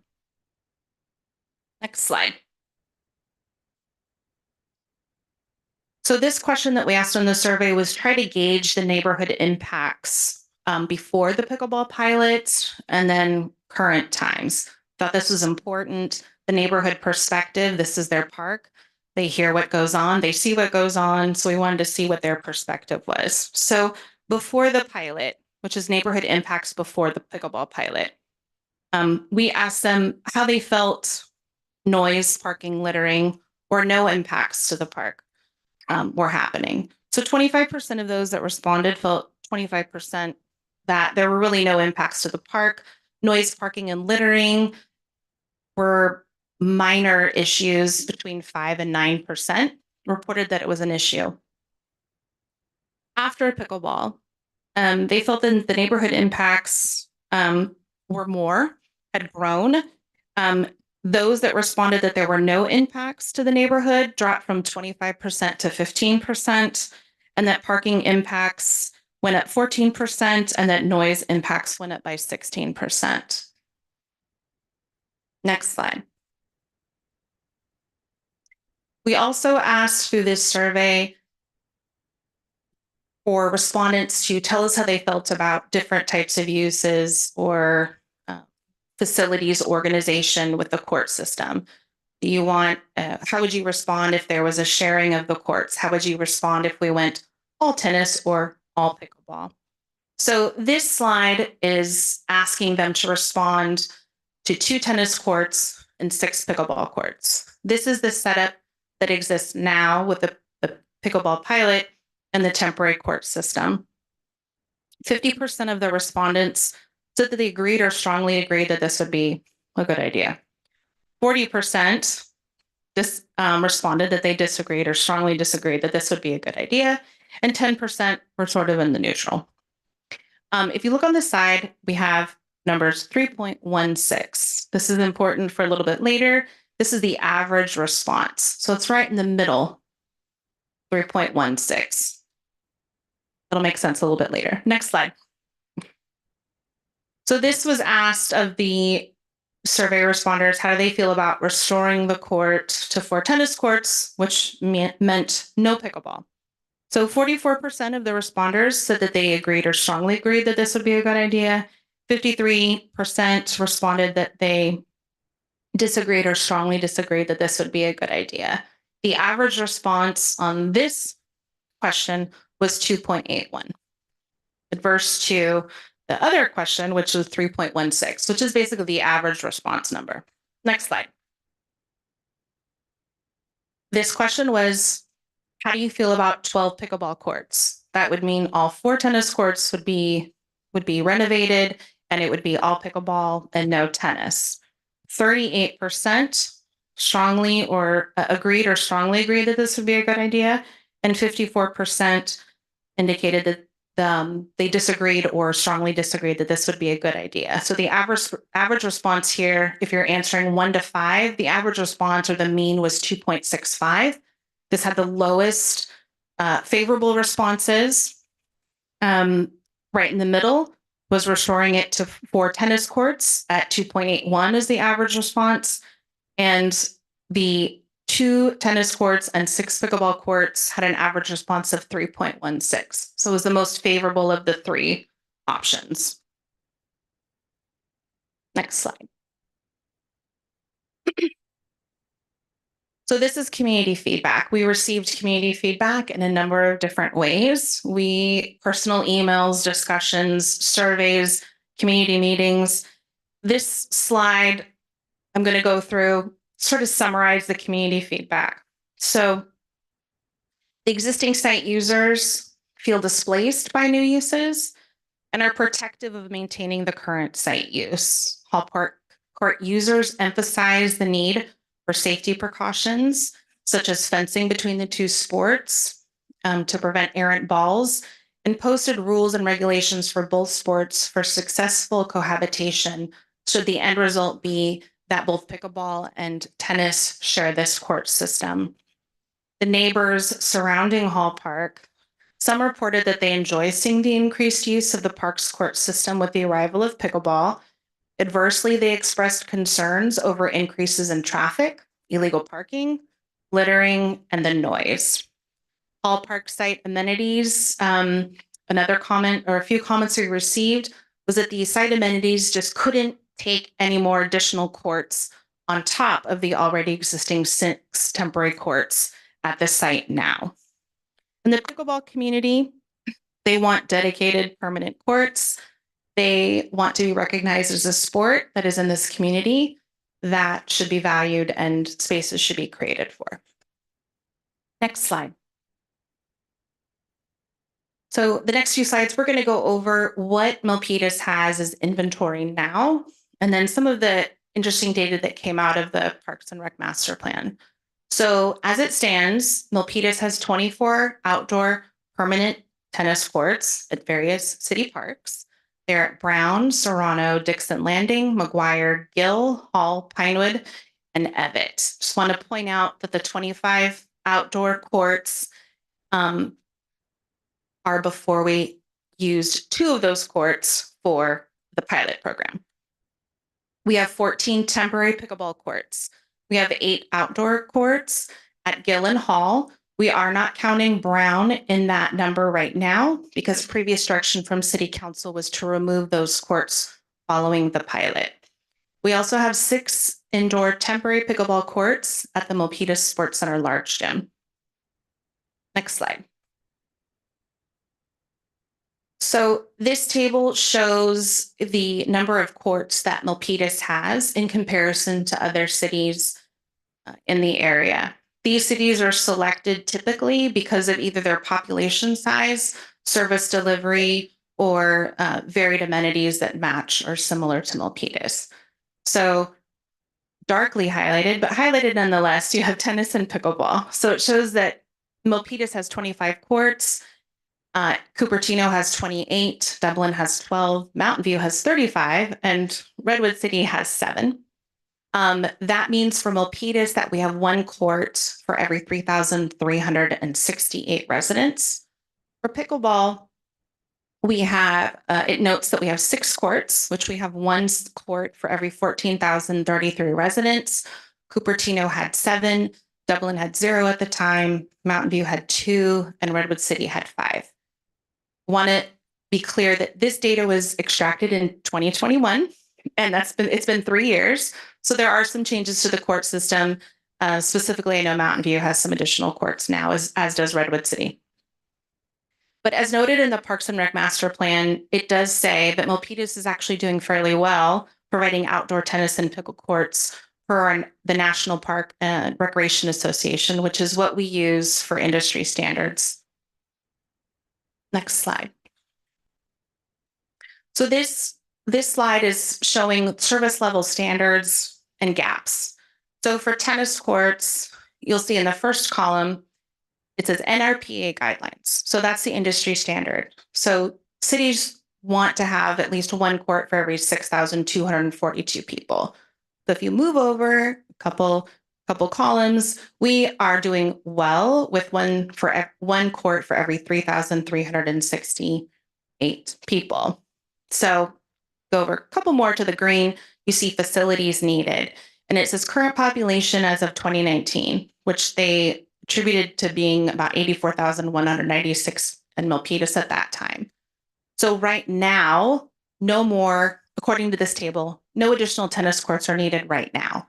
But if you look forward to what the population will look like in 2040, which is a little over 113,000, another tennis court would be needed. So Milpitas would need 26 courts at full build out in 2040. So let's go down 1 more to outdoor pickleball courts, 1 more row down. Pickleball is newer. There are no guidelines set yet. That will be coming probably in a couple years. But the average standard for comparable agencies, they're using information that's out there now, is 1 court for every 22,341 people. So at the time, Milpitas had 6 outdoor courts. So we had 1 court for every 14,033 people. The proposed guideline is 1 court for every 11,000 people, which means that right now, if we had 6 courts, we would need 2 more for a total of 8. And at full build out in 2040, the city would want to look to have another 4 courts for a total of 12 courts. Next slide. So current tennis court services, to wrap that up or summarize it, Milpitas exceeds both the NRPA guidelines and average standards for comparable cities. Outdoor pickleball court services in Milpitas are not yet measurable by a national standard. However, we are lower than the average standard in comparable cities and what the Parks and Rec Master Plan is recommending. Based on the projected population in 2040, Milpitas will be looking for or striving for a total of 26 courts in Milpitas by 2040. And for outdoor pickleball courts, we would want a total of 12 courts by 2040. Next slide. Recommendation considerations. So as I mentioned before, communities throughout the country are facing and having this exact same conversation in some other city, at some other city council meeting. There's many service cities converting existing sport courts to include tennis and basketball, and they're converting them to dedicated pickleball. Cities like San Francisco, Walnut Creek, Dublin, Cupertino, and Sunnyvale, they've made recent conversions or are looking to convert courts right now. So it's a general statement about considerations. We also think about and look towards our Parks and Rec Master Plan. What does that say? what are the industry standards and amenities per resident population that the plan recommends. We consider community survey and feedback, the court usage at the sites. Neighborhood feedback is important and the impacts to the people that live around the parks, and trying to address the evolving resident demands in Milpitas. Next slide, please. So staff is recommending City Council consider permanent dedicated pickleball courts to be located on 2 of the existing 4 Hall Park tennis courts, creating a dual use court system with 2 tennis courts and approximately 6 pickleball courts. The proposed system would include a fence between the 2 sports for safety and improved windscreens. Next slide. So permanent pickleball courts at Hall is one piece of a very multifaceted solution and evolving sports and amenity that's in Milpitas. And that also includes tennis, like I mentioned. There are going to be additional courts that are needed in Milpitas looking forward in the next few years. So staff has identified future programming tasks for evaluation and potential implementation to help support a successful transition for Hall Park for users, the neighbors, and the general residents at large in Milpitas. So we're seeking feedback tonight from City Council on the recommendation, but also feedback on these items, which is to realign the Milpitas Sports Center large gym so that it includes regulation pickleball courts. We do have 6 temporary courts, but they are not permanently lined and they're not regulation. We would evaluate the Milpitas Sports Center drop-in pickleball schedule relative to the higher demand hours that I pointed out earlier, where we have a high concentration of pickleball and tennis at that site at one time. So we would look at how we could help alleviate the stress of that site with the other facilities that we have in Milpitas right now.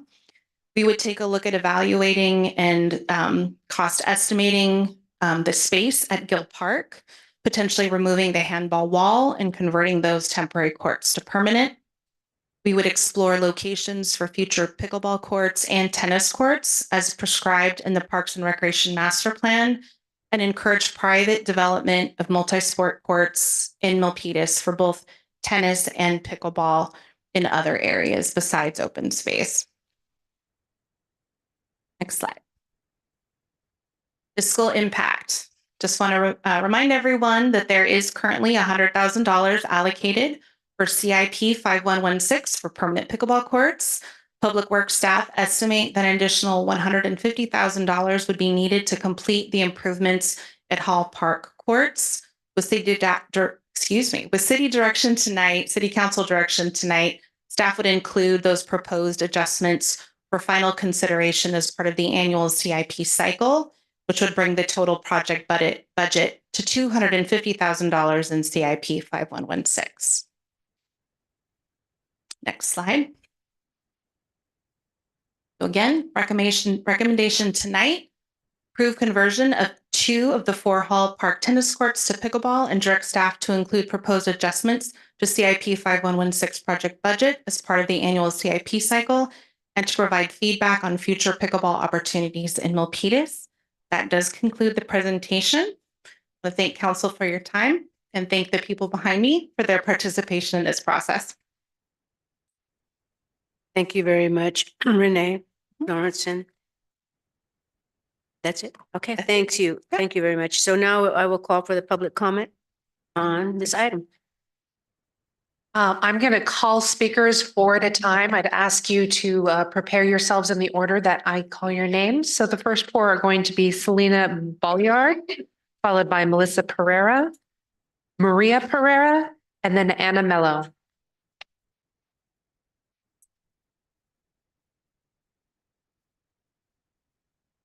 Welcome. Welcome. Thank you. My name is Selena Bolliard. I've lived in Milpitas for 41 years.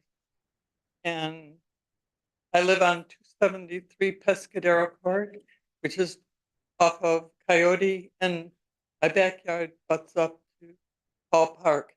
And I've noticed in the last 3 years that the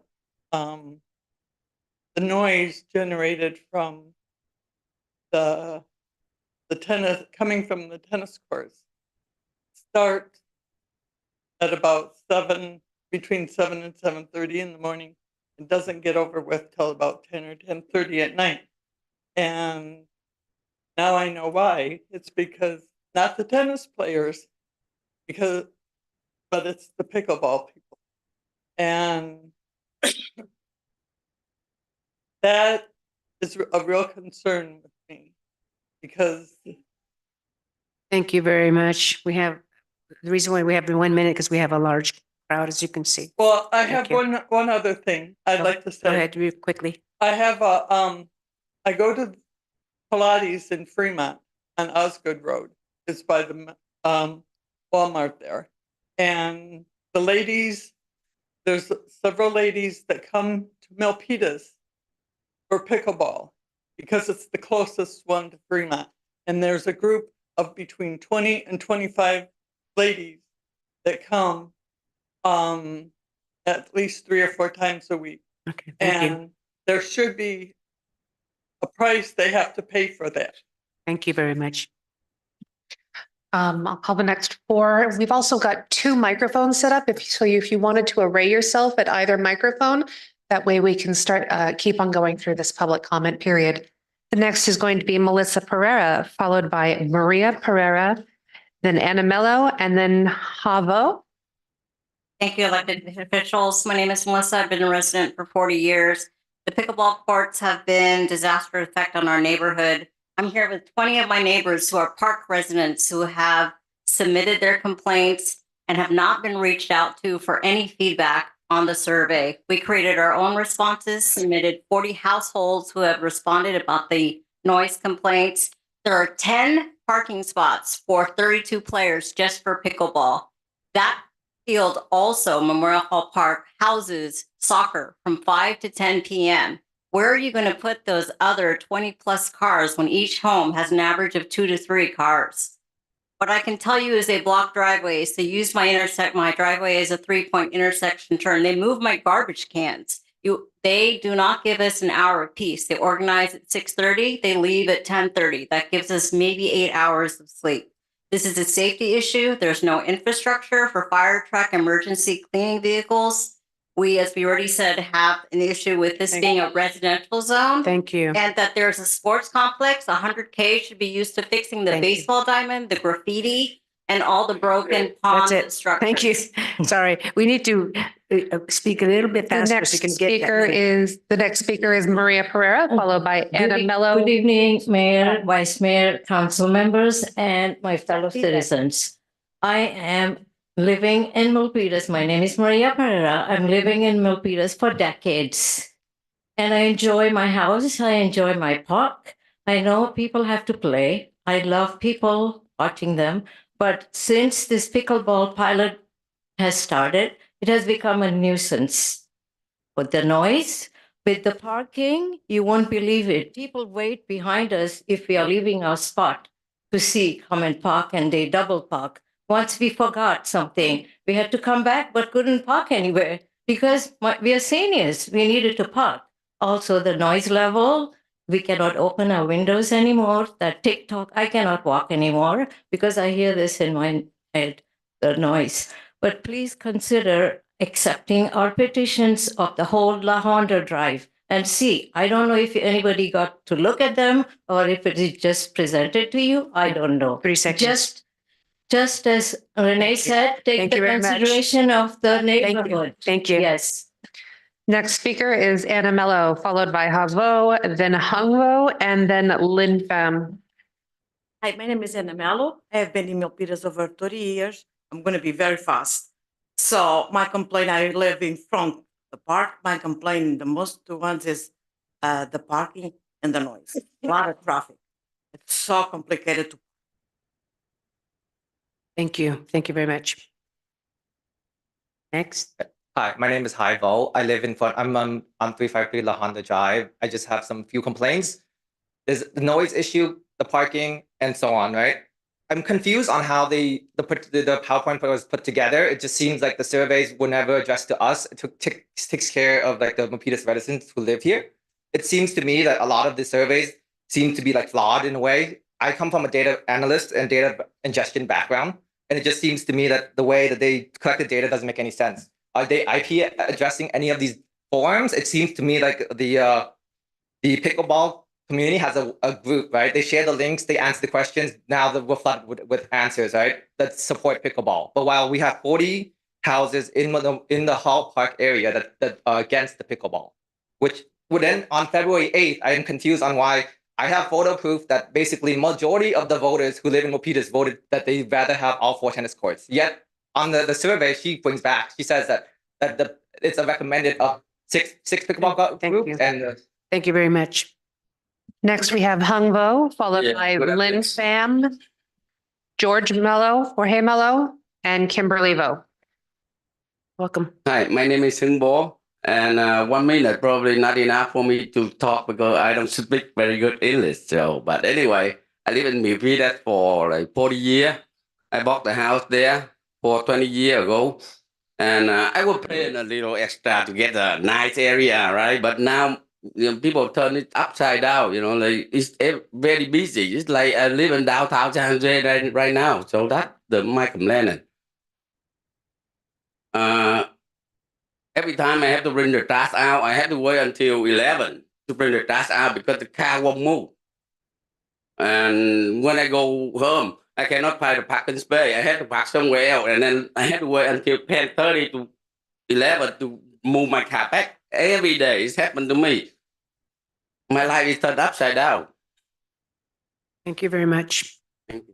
Hi, my name is George Mello, and I've been living in Milpitas since 1974. And at La Honda, I live right in front of La Honda, for the last 21 years. It's been a nightmare with traffic in the area. I get home from work, I can't find a parking space. We have visitors who would like to come on weekends, they can't find the parking space. And sometimes, they stay late. They don't stay until 10 o'clock. Sometimes they are there at 10:30. And the neighborhood is really frustrated what's going on, Thank you. Very much. Hi, my name is Kimberly. I've lived in Milpitas my whole life, so I'm from Kerner till today. I remember when we first moved in when I was 8 years old, I thought it was super cool to be across from the park.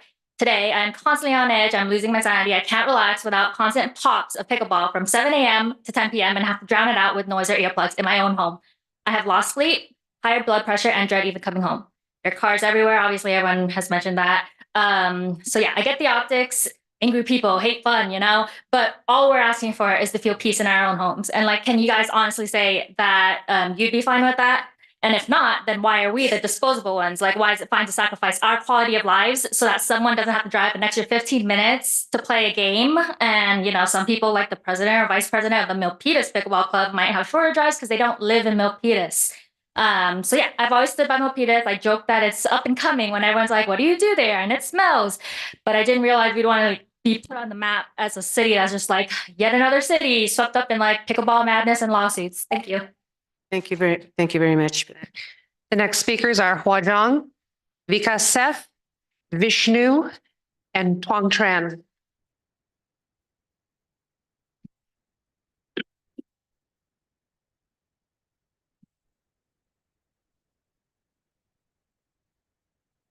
You're welcome.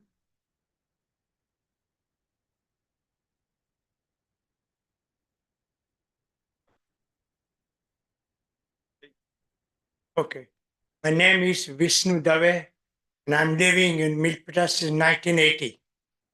And lots of things, Milpitas city has improved, lots of things good, but this pickleball, when they started, sometimes they come 6 in the morning and they stay long, even in the evening, sometimes it goes beyond the night, 9:30 to 10 or more. Most of the problem is the traffic. People don't they are being nuisance. They don't take care of it. So many places they throw garbage. There is no quietness, and it's so difficult to do. So I hope they will take action in the favor of all the people living here and they're having problems. Thank you. Thank you very much. Welcome. Yeah, good evening, everyone. My name is Vikas. I've been a resident of Milpitas for 12 plus years. I live 5 minutes away from Hall Park. Milpitas, being a comparatively smaller city, is very limited on resources, unlike the larger neighboring cities. Being already limited on resources, the city should not decide to destroy any of the existing facilities. Around 60 to 70% of pickleball players come from neighboring cities. Milpitas should prioritize the needs of its own residents before considering the needs of residents from neighboring cities. The city has failed to gather inputs from the residents living near Hall Memorial Park, thereby neglecting the inconvenience caused to them by the pickleball pilot program.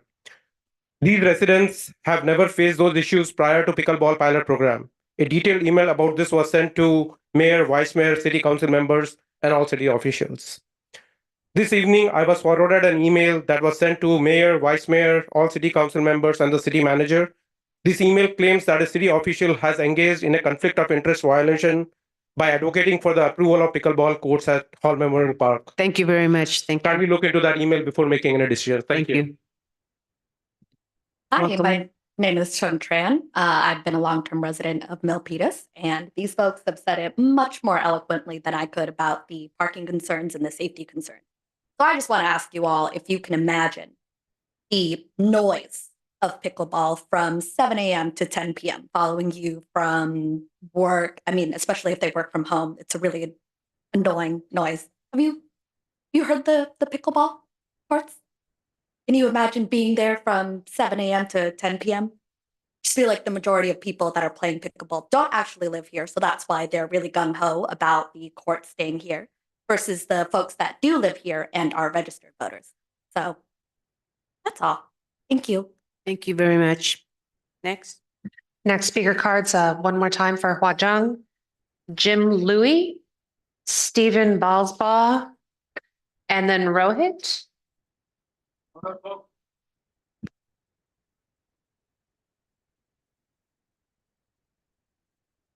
Welcome. Good evening, council members. Thank you for the opportunity to speak to you tonight. Due to lack of time, I'm going to shorten my comments. However, I do want to acknowledge the concerns of local residents. Those are real. As Renee mentioned, this issue isn't just Milpitas, it's across the nation. So not just pickleball demand, but the effects to the community nearby. So there are solutions. We just need to come together as a community, working together to meet each other's needs. Pickleball players need to be more respectful to the surrounding communities where we play. But the bottom line is pickleball is not going to go away. Okay. And the demand will continue to be there. The benefits are enormous, which I won't go into. It'll take me a half an hour. So again, I encourage the city to work with all stakeholders to resolve these issues, because at the end of the day, it's going to be better for the community, and we have to be respectful to the neighboring communities. Thank you very much. Thank you for your time. Thank you. Welcome. Good morning, evening. Stephen Balsbaugh, 50-plus year resident of Milpitas. If you approve the recommendations, that would be a step forward for pickleball, and that's good. But it's not going to meet our needs and demands. Renee provided good data, but actually, we already have enough players to field more than 12 courts right now, and it's going to get dramatically worse. What I'd encourage you to do is to look at the on-court data and not anecdotal information. More people play pickleball on the equivalent of 2 tennis courts than play tennis on the remaining 23 courts. And I would really encourage everybody here to go see what goes on there. See the people, see the excitement, the interaction that's going on, the multiple ages, all sorts of groups that just shared across that. So thank you very much. Thank you. Welcome. Respected members, thank you for giving me a chance to speak. My name is Rohit, and I'm a Milpitas resident from last 14 years, and I've been playing tennis from last 13 years at Hall Memorial Park. Over the years, our group has become bigger, and tennis is not only a sport for us, it's also a venue for us to develop some social bond and some deep friendship. Just to add some personal details, I'm a type 2 diabetic from last 20 years, and I can say playing tennis has vastly contributed in keeping my A1C score in check. It has really helped me. I urge you before you make any decision to think for people like us. Thank you. Thank you very much. The next speaker cards is for Aravind, followed by Payal, and then Mago. Okay, welcome. Good evening, council members. My name is Arvind. I'm one of the regular tennis players who plays at the Hall Memorial Tennis Park. The pickleball pilot program was actually put in place, I think, somewhere around August of 2022, I believe, if my memory serves right. And ever since then, it has slowly but surely has been killing the game of tennis in this park. We've been only looking at the data ever since the pilot program was put in place, but nobody actually looked at the data prior to putting this pilot program in place, because the regulars here can vouch. The very many people who have been living here for decades can vouch for the activity that was happening around tennis in the park. Now people are being discouraged from even using this tennis court in the Hall Park. And if you look at the courts in comparison in the Milpitas city, Hall Park is one of the most decent tennis courts that we have. It is lighted. The surfaces are good. It was resurfaced only 2 years ago, if my memory serves right. So it's been like discouraging the tennis players from coming to this court due to the less availability that is due to the game of pickleball. We don't have anything against pickleball, but we just want to ensure don't put a round thing in a square Thank peg in a you. round hole. So Thank you very much. please consider that. Thank you. Good evening. My name is Payal. I'm a tennis player at Hall Memorial.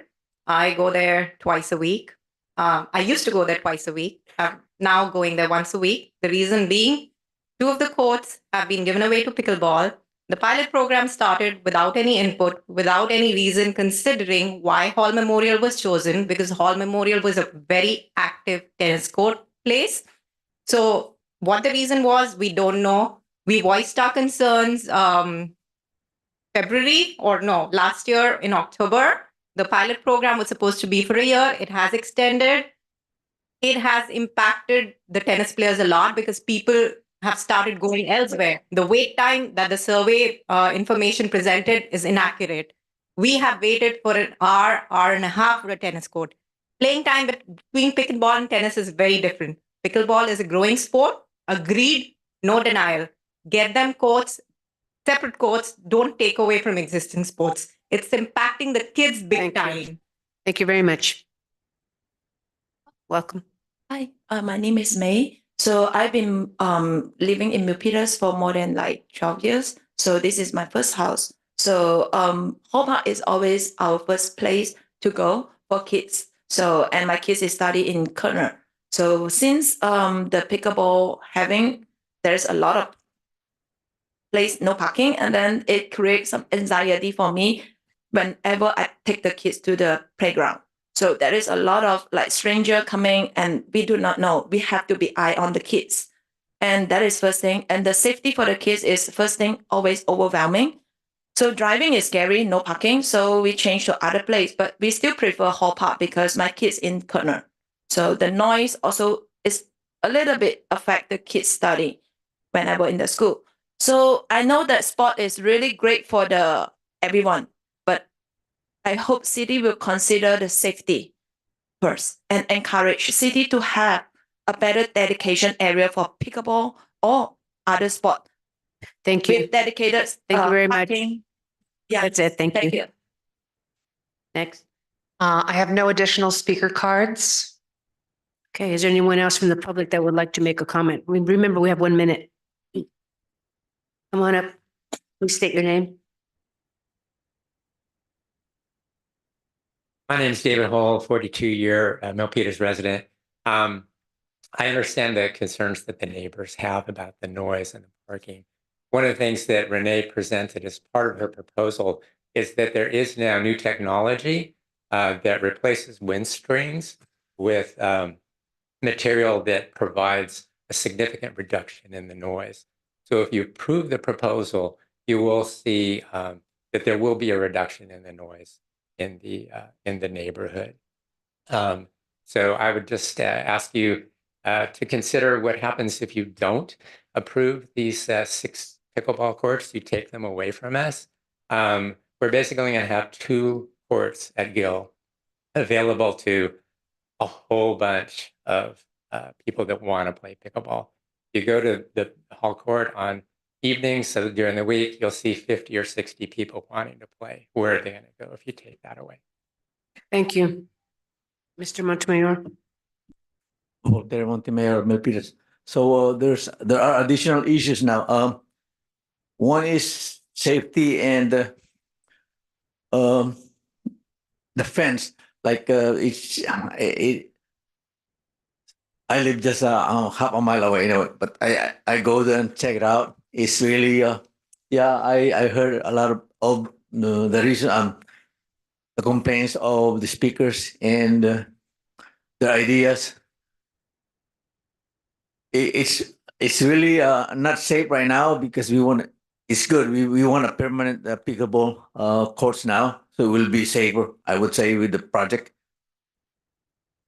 And for now, I ask everybody to please cooperate. We want to enjoy the day. We want to make the neighborhood there not worried about our noise also and other problems. Parking, we need parking, right? Maybe we could ask the Thank you. Kerner School to help our Thank parking you. there. Thank you.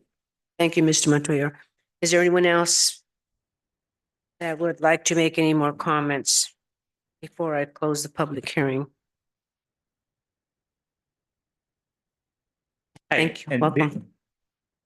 I'm Sunil. I play pickleball, and this has changed my life in good way. But at the same time, I understand the concerns like residents have. I am also a resident of Milpitas. I think we should find a solution. Like I still have many tennis friends and pickleball friends as well. But wanted to raise 2 points. One thing is like you should look at the data for the pickleball players at the court. Other thing is like I don't know why we are counting 6 pickleball courts at the Milpitas Sports Center. Like you cannot in fact use them. Like the lines you cannot see. They are. I don't think we should even count them for the pickleball courts in the city. So and I think if you can find a solution which is agreeable to all, and maybe we can find other pickleball sites, since it's a growing support, it will help everyone. Thank you. Thank you very much. Please, if there's anyone else that would like to speak your mind, do it now before I close the public hearing. Okay, well, going once, twice. I am going to close the public hearing now. Okay, now I will take this to our council members and for discussion. Well, I already closed it. I'm sorry, I closed it already. I'm sorry, we closed the public hearing already. I asked for someone to come up. So you already had that chance, that opportunity. Okay, council members, we have Vice Mayor Chua. Thank you, Mayor, and thank you for all of you for coming tonight. This is really good feedback from all of us. As you can see, it's a very hard decision because we really have to weigh the tennis community, the pickleball community, and the neighborhood community as well. So this group of needs we need to consider tonight. So please bear with us. I have a question for staff, please. Ms. Director Lorenzen.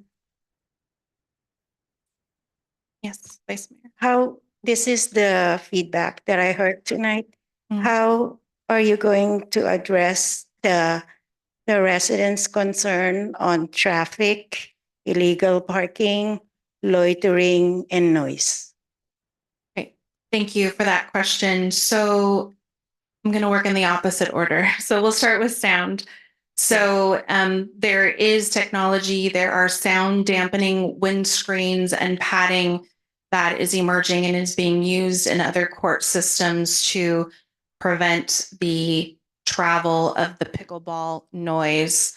That flip-flop that is traveling, although not reaching decibel levels that are against the city's noise ordinance, it does travel. And so those windscreens, I'll call them that for lack of a better term, would be able to help with that sound.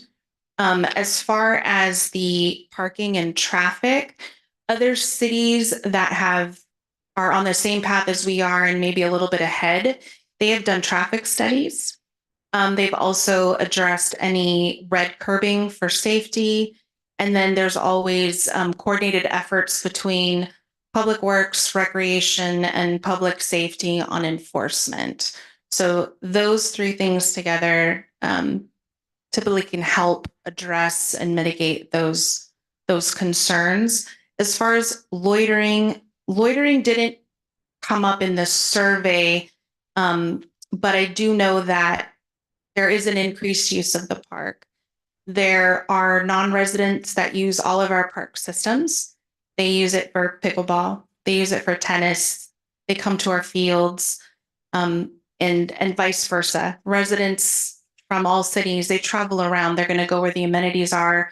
They're going to follow their children's soccer teams and baseball teams and football teams. So again, I think that coordinated effort with the programming and safety will be able to help put some of the minds at ease about anything nefarious that is going on in a park. Well, have you considered, I didn't see it on your recommendation. Have you considered like changing the start time and the end time for those courts, tennis and pickleball? Great question. I'm going to give an example that is recent to this city. So when the city opened the skate park in 2020, that is also a sport that is seen as being loud. Again, decibel levels rising to levels that are adverse to the noise ordinance in the city, no. But I'll use the word pervasive or consistent. It's consistent noise that is affecting the ambient noise that is already at the park. So that park closes at 9 p.m. It's different than the other parks. The other parks in our system close at dusk, or 10 p.m. is the cap. That's the limit. So something like that where you change the end time, I think would be a consideration that the council could deliberate on and then direct staff accordingly. If you did want to go that route, council, then we would change the city's facilities use manual and then also make an adjustment to the Muni code so that it is reflected in that. So we can have jurisdiction over and enforce that if somebody goes past the established time. So we need to change the Muni code just for that specific park? Correct. So in order to change the time. Right. So we did the same thing for the skate park. So the closing time of that park is established and indicated in the Muni code. So if there's anyone there that is there after the closing time, then if neighbors call or have concerns, or staff call and have concerns, there's something that enforcement can point to say, excuse me, did you know the park closes at 9 o'clock? We need everyone to go.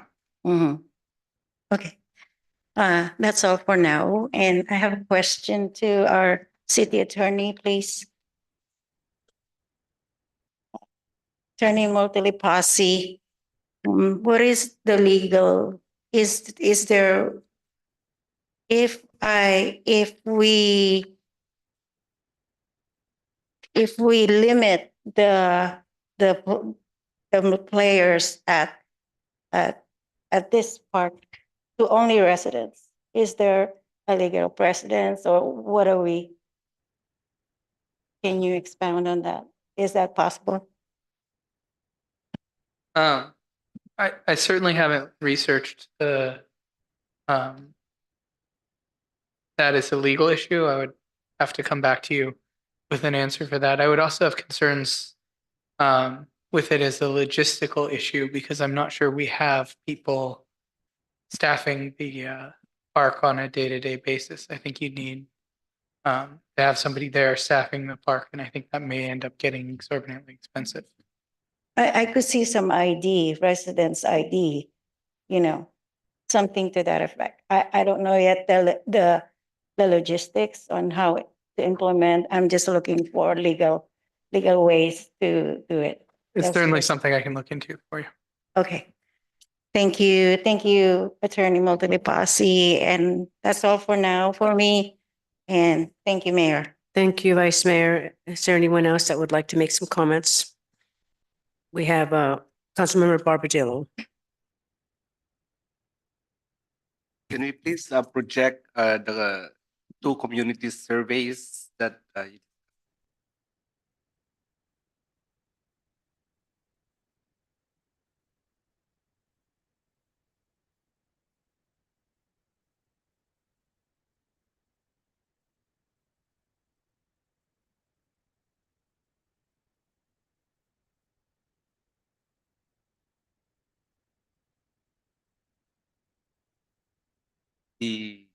the feedback? Did you want the data? The next slide, Suzanne. That's the start. Oh, yeah, the very last one. There's 2 points. Yeah, that summarizes. Oh, the summary? Okay, the highlight sheet is 2 more. This one? No. Okay. Sorry. One more. These are impacts to the neighborhood. Right. The green background with 2 paragraphs on it called community feedback. The recommendation? Not the recommendation. It says about this one. Oh, okay. The first question is, we had this pilot project more than a year ago. Mhm. And then we extended it at some point. Correct. And now here we are. So during the period of it being a pilot project, have we heard any of this feedback from the community? Yes. So during the pilot, we received feedback from the players, and there's been feedback that has been made from the neighborhood. There's a number of neighbors that were calling into the Public Works hotline. We would get information and note that. We've heard, the short answer is yes, Councilmember Bardi. We have heard from them throughout the process. When we started efforts or continued efforts in October to go back out with the focus group and the casting a wider net for the second community survey, that I believe felt like a good effort and engagement. We did outreach to the tennis players, the pickleball players. We had postcards that went to all the surrounding neighbors that we hope and feel took this survey as well. So it's been right about a year and a half that we've been working on what this. have we learned from those complaints? So why are we still here? You know, no, I don't have anything against either group, right? We're trying to balance it, as the Vice Mayor said, but you know, we've had this for a year and a half, and we just heard that it's been a complaint since the onset. And here we're trying to finalize a project, and we're still hearing the same complaint as before.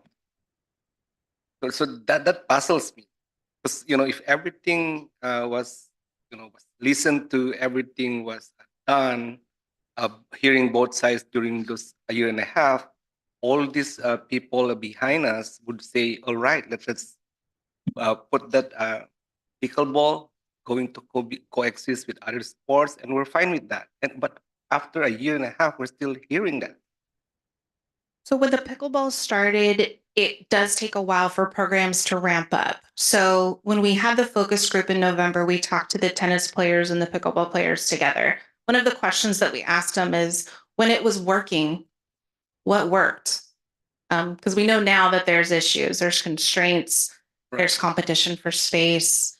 And so some of the great feedback from that question was, at the beginning, it wasn't as impactful. The numbers weren't what they are today. And I think that's part of the issue or the challenge is the growth of the pickleball program, and the perceived pushing out of the tennis people that were there 2 to 3, 4 times a week. The other thing is the structure of rules and who can do what and when. And that became a problem, not at the beginning from the onset, but as the program began to pick up. When I say program, I mean the pilot program. There's also some things that are at the site. There are lessons that are going on that aren't sanctioned. There's some other demands on the court that we need to deal with. And really to start implementing new rules and regulations in a time when we really need to figure out where the home is going to be for pickleball, that will allow staff to say, yes, this is the location. And these are the rules that we're going to put out here. And we're going to create that structure that we've heard from the focus group and the community is needed to have successful cohabitation, as well as the fence that I mentioned as part of the recommendation for the safety.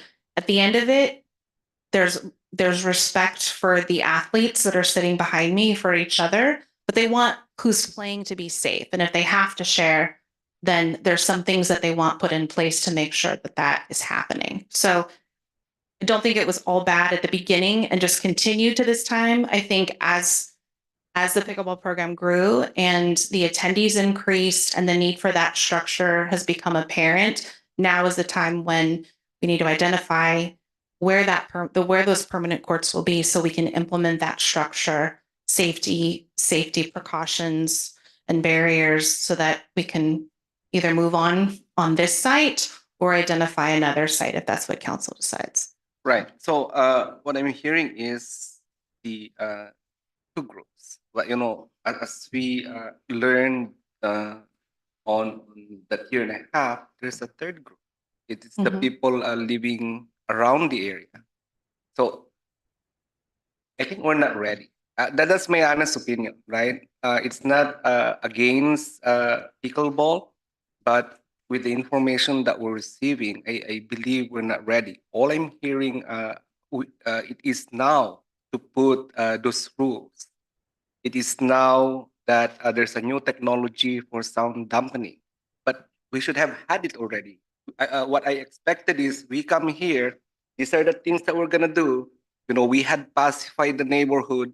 We have some traffic solutions. We coordinated with this department, and that should have been a better presentation or better situation to have and come solicit the council approval on the permanency of those courts for pickleball. And on my one vote, I'm not hearing them. What I'm hearing is there's still an issue. So if we go forward with this now, right, then we'll just probably create more issues going forward because it will never be solved. Why not fix it now? Let's have a more concrete plan for not only the two sports to coexist together, but also to make sure that safety and the concerns of the people around 40 household is a lot. No, we cannot just ignore that and just ask now to approve it. So that's my thought for this project. We are not ready, and I hope either staff or both group comes back with a solution. But to me, it's not ready to be permanent just yet. Thank you, Councilmember Barbadillo. Is there any other council members that want to make any comments? No. So I have a couple of comments. So what I heard tonight was that really was troubling was the traffic impacts in the surrounding neighborhood. That really affects your quality of life. I didn't see a recommendation from staff, and that's probably why Councilmember Barbadillo mentioned that there needs to be more recommendations or some type of solutions. That to me is this parking intrusion is probably to me one of the biggest impacts in the community. Do you have a map of Hall Park that you can show on the screen? And that you can show on the screen? Oh, you don't have one? I'm not So connected is there, so I'm trying to find some solutions. Is there a way that to alleviate the parking situation? Is there a way that we can add more parking space there? I mean, maybe that's something to consider. I do like and they also address the wind, not the noise factors. I do like the wind screens, but does that do you have evidence that that works? Or is it like a pilot? Public Works is looking into those screens, trying to determine and get information on where they are already, but they are available and are being used presumably in other areas and other court systems. Have you done a study to see if they do work? A study? No, we haven't installed them. You know, some of these solutions are changes to the infrastructure. And so that's why we're here tonight. Oh, thank you for the map. Yeah. So La Honda is to the top of the screen. You can see there's the parking lot. There is a water treatment facility right there. It's to the it's the north Oh, of yeah, the, by La of the Honda. Yeah, it's a courts. really small Yeah. parking. Yeah. No wonder they go parking out in the street. Yeah. So so there is a need for that parking lot for the park users, but also staff uses it occasionally for the treatment center. So you're proposing, can you repeat what you're proposing again on this site? In total, the recommendation, Yeah, so it would be would take the 6 temporary tennis courts that are on 2 of the tennis courts. Excuse me, it would take 6 pickleball courts on 2 of the tennis courts. And they will go right there where your arrow is at. They would go on the far right tennis courts. Okay. So you can see the pickleball lines now. I don't really know who's controlling this screen, but thank you. So Those two are the pickleballs. temporary lines, the lines are there now. So those 2 tennis courts to the right would be removed and you would have 6 permanent pickleball courts. Then there would be a fence that would go between the 2 tennis courts to the left that would stay. And then there'd be a fence to keep the equipment from going into each other's play spaces. And then you'd be left with the 6 courts that are there. Can you, yeah, so I'm just trying to come up with just trying to think out of the box with that parking situation. That would probably really irk me if my parking space was taken away or used. So I really feel for the residents on that, in that neighborhood that, and somebody was right. Pickleball is not going to go away. It's probably going to expand, and because it's a fun sport, and so is tennis. And we're here to accommodate. We're trying to, it's your quality of life. We love our parks. Milpitas is known to have our parks. That's what we want to provide those parks for your quality of life. However, now with this competition going forth, we need to come up with some solutions. And I'm not sure what this is why I want to have a discussion. Well, let's come up with some ideas. And as Councilmember Barbadillo mentioned, it's probably time to start thinking about some solutions before we're not ready to vote. So I'm not. Yeah. And some of those solutions are they're changes to the infrastructure. And so some of those exceed normal programming limits. And so we're here tonight to hear and receive feedback from the city. And I do like Vice Mayor when she mentioned about the time frame. Maybe we should have some curfews and some kind of signage. And also finding, having a plan to create more tennis or pickleball courts in other parts of the city, not just concentrated in one area, but through other parts. I think that needs to be spread out because right now it's just concentrated. And I think that's one of the problems that it's creating is the compaction. So we have a Councilmember Lynn. Thank you. Renee. So with the $250,000 total Mhm. for this project, what is your plan on using it for? So that money would be a complete resurfacing of the courts. It would redo the tennis court lines. It would redo and install the net systems. When you resurface, you have to put new net systems into the ground. Same thing for pickleball. It would reline and it would install the permanent net systems. It would include the safety fence between the two sport play areas. It would install the sound dampening windscreens. And that would be that in total. So the if I may pull the PowerPoint up again, that's acceptable to the City Council, Suzanne. And if you go to the programming, future programming slide, which is slide 22.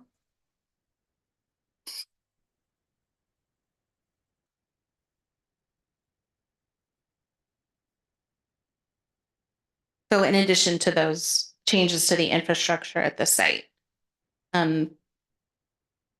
we're also seeking feedback on these items, which is to reline and create permanent regulation pickleball courts. Reline and create regulation pickleball courts inside of the Sports Center large gym. We would evaluate the schedule at that site to help alleviate some of the high impact times that are at hall courts, and presumably Gill as well. They're still playing there. Gill Park is also a site, evaluating that space, and then also continue to explore, as we're hearing tonight from council, we do want to explore future pickleball court sites in Milpitas. And that could be in other city parks, but it could also be in other areas of Milpitas, commercial, other partner agency land. We're trying to think outside the box because we want our tennis players to be happy, and we want our pickleball players to be happy, and we want our neighbors to be happy that have to be around these courts. Everyone matters. That's why I said it is a balance. And also encourage private development for people who want to bring in sport court systems into the city. And they are private, but they're resources nonetheless. So it's a multifaceted approach to a challenge and to a sport of interest that is going to continue to grow. We take it very seriously. We take the neighborhood's experience and quality of life seriously in the interest of both sports. So I think, yes, we want to look at other places. We want to see if the council is open to us designating this as the place for future permanent pickleball and make those infrastructure changes. Look at the time that we close that facility, look at red curbing and traffic impacts and sound dampening to try to create a facility and a court system that works for everyone and respects the people that live around the park. Yes, that would be great. And at the same time, during the time that you are exploring other locations, I would like to ask the pickleball players to be very respectful of the neighbors around there. Do not block their driveway. Do not make them get up, or get out of their house at 11 p.m. just to pull out the garbage cans. Now, this is for the chief. What can you do to help us with the parking, illegally parking in that area?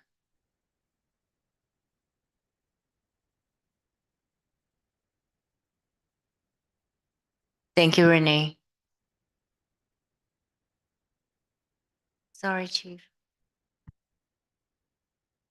Good evening, Chair Hernandez, serving as your police chief. So there's two, when we deal with neighborhood complaints involving parking, it's kind of multifaceted. Sometimes it's not illegal, it's more of an annoyance. So It is a public roadway. So you don't have to be a resident to park in front of the home. So that sometimes triggers parking complaints. That is not illegal. There's not anything we could do about that if they're parked legally. However, the issues that have been raised tonight, blocking driveways, probably parking in front of fire hydrants is probably occurring over there as well. Those are things that we absolutely can enforce as long as somebody calls us to let us know. Okay, so pickleball players, if you don't want a ticket, please park in a good parking. Thank you, Chief. I just want that on the record. Thanks. Thank you very much, Councilmember Lan. Is there anyone else that would like to make any more comments, council members? We have Vice Mayor Chua. Listening to all of you and also from my colleagues and also, of course, from the staff.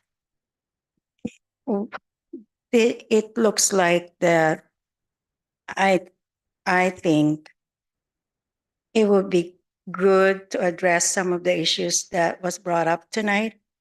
And like Councilmember Badillo, we might not be ready, but meantime, I would like to be able to oh, Renee, can you please?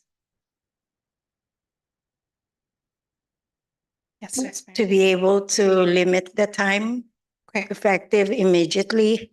You know, these are effective immediately, however soon you can implement them. Okay. Limit the time. The start and the end time. And then the noise, how do we address that? Well, ending at 9 will be helpful, I think, in general, and we will work with public safety on the enforcement of that. The other thing we can do, there is currently a CIP with $100,000 budgeted in it for pickleball improvements. We could, with the council's approval, use some of that money to look at installing the sound dampening windscreens, see how effective they are. That's something we could do for the noise. What is it exactly? Is a screen between the tennis and the pickleball players? So all the tennis courts have windscreens already, and they're sort of like a green mesh that you'll see on the fence lines. So there's two kinds we found: sound dampening windscreens, and then also sort of a foam that goes on the inside of the walls of the tennis court. So sort of, you ever been in a recording studio? Raise your hand. It's like that. So it's meant to kind of buffer the sound and keep it contained. So there's two types that we're aware of. Okay, so that's the noise, and Councilmember Lynn already addressed the illegal parking through Chief Gerard. The loitering, I think that would, I don't know who is loitering or not. How do you identify that the person is loitering? That's kind of hard to address. So, and the traffic, I think we have to wait on our city attorney to see if we can limit the usage of pickleball courts at Hall Park to residents. And we need to wait on that one. So, and also I would like to add, I would like to see the Milpitas Pickleball Club to sponsor events, and the prices would be the quiet paddle and the quiet balls. That would help. I know the racquetball is not cheap because I bought one myself, and it's close to like around $100. So if the Milpitas Pickleball Club can do several events, and the prices would be the quiet paddles, that would help I think. And that would also show efforts to contain the noise. And I think that's all. So I'm going to be looking at Director Lorenzen to come up with a plan on all these items and the timeline. The sooner, the better. I think that's all I have, Mayor. Thank you, Vice Mayor. So I would also like to add a safety fence in between the pickle and the tennis courts. And also to come up with a comprehensive plan of looking for different sites throughout the city. And also the parking, if we can add more parking space at that site or wherever we have a pickleball courts and tennis courts, because that's a big issue. And that's the places that have the neighborhoods that are impacted. So, yeah, come up with that. Okay. Is there anyone else that would like to make any more comments? So, Vice Mayor Chua. I would like to Attorney Multilipasi to summarize the motion before I make the motion, please. Yes, Vice Mayor. So according to my notes, you had asked for an immediate limitation to the start and end time for pickleball usage. You had asked for immediate parking enforcement on the adjacent streets to the park. You had asked to look into using the current CIP funds for noise dampening. Although I don't think it's part of the motion, you had requested that the pickleball club put on certain events. Yeah, that's the comment. And then the mayor asked for part of the CIP money to be used for the fence in between pickleball and tennis. The event that I asked, it's a comment for the Milpitas pickleball. It's not part of the motion. Right. Okay. So move. Are you there? Oh, yeah, I included Mayor Montano's fence between the pickleball and the tennis. Comprehensive. And to have staff bring back a more comprehensive plan. Throughout the city. Okay. Mayor. Vice Mayor.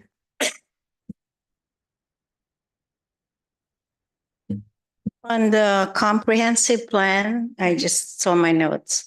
I would like to include to see if the building at the Milpitas Sports Center, the one that we're not using, can we look into that and include that as a potential pickleball indoor, so they'll have their own space. And also, before I forget, I would like to add this one too. We just saw the 1821 development. Can we ask, this is a good way to ask because it's the initial conceptual design. Can we ask them to include an indoor pickleball? That could be a commercial one that can be used with fees or anything else that they could do. So those residents don't have to go to Hall Park. So please add that to the list. Thank you. Thank you so much, Director Lorenzen. I know you and Assistant City Manager Matt Kano has been working on this, and you've been very patient with all of us as well as the different communities. And I would like to thank you personally. Thank you so much. Thank you, Mayor. Thank you, Vice Mayor. Thank you, everyone, for coming out. And I want to thank everybody else for coming out here. And thank you, Renee, for all your hard work, and Matt Kano. So we now are going to call for a motion.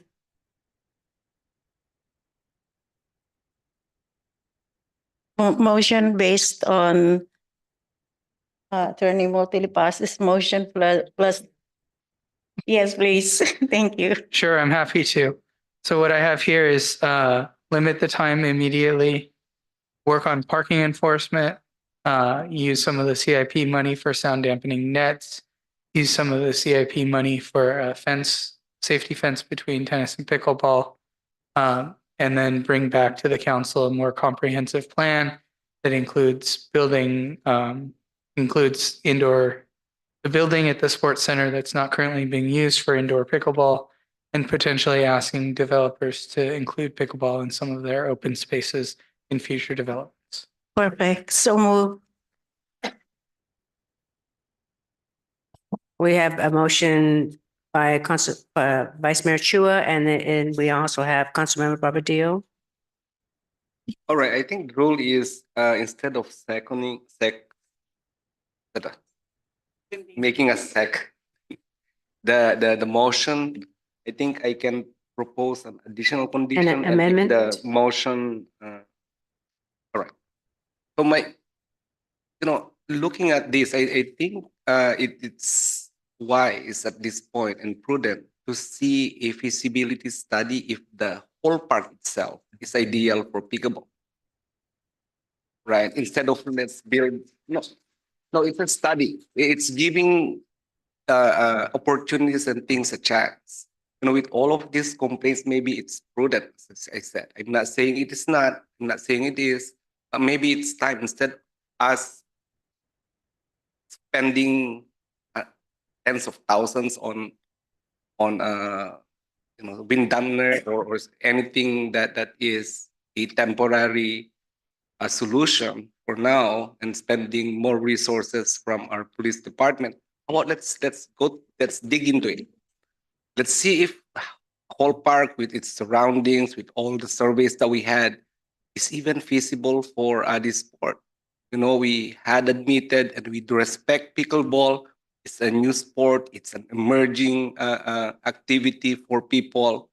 It mirrors different cities, but hey, why patch it? Let's go into it. And maybe the solution would be a separate court dedicated solely for these emerging sports. Then maybe that's the compromise. And then maybe we can fund it more other than just putting 250,000 on it now.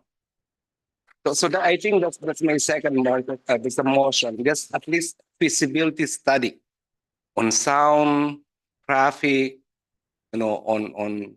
And I believe that there was a rule. When tennis was new, I believe there was a parks and recreation plan where, hey, you can put tennis courts, here are the things, and it evolved over time. So let's start it like. So that's my motion, aside from temporarily relieving the impact and hoping to coexist with each other. Let's put that as an extra condition. Thank you, Councilmember Barbadillo, and we have Vice Mayor Chua. Thank you, Mayor, and thank you, Councilmember Barbadillo, for your input. If I remember correctly, we did an extensive feasibility study before before staff even mentioned the whole park. They did an inventory of all the parks in Milpitas, and whole park was the one that was selected because of many categories. And please, Director Orlenson, and there were surveys too. I mean, I don't want to not mention that because I've heard some people say that they were not asked, but I know you did an extensive survey as well before you even came to the council and suggested Hall Park would be a good candidate. And this is the reason why we did the pilot project, is to get everybody's input. Can you please expound on that, Director Lorenzen? Sure. So the city began its Parks and Recreation Master Plan study in 2019. And part of that master plan project is the consultant doing both assessments of all of the parks and the facilities inside of the parks. What are the uses? How are the playgrounds, faring? Are they Are they in good condition, great condition, poor condition, critical condition? Some of that is actually part of the ARPA plan for park rehabilitation and the CIP program. Part of that effort was also surveying Milpitas residents. We did have one outreach event at Lunar New Year in 2020, and then 6 weeks later, everybody did go home for a while. There was a pandemic. But the surveying and the outreach continued, and it was an 18-month process. And there was feedback that was received from the community. They were able to utilize interactive maps and indicate what they wanted in their parks, different sports, amenities, living walls, walking trails, etc. All of that went into what is now the master plan and what amenities they are suggesting be added to different parks around Milpitas.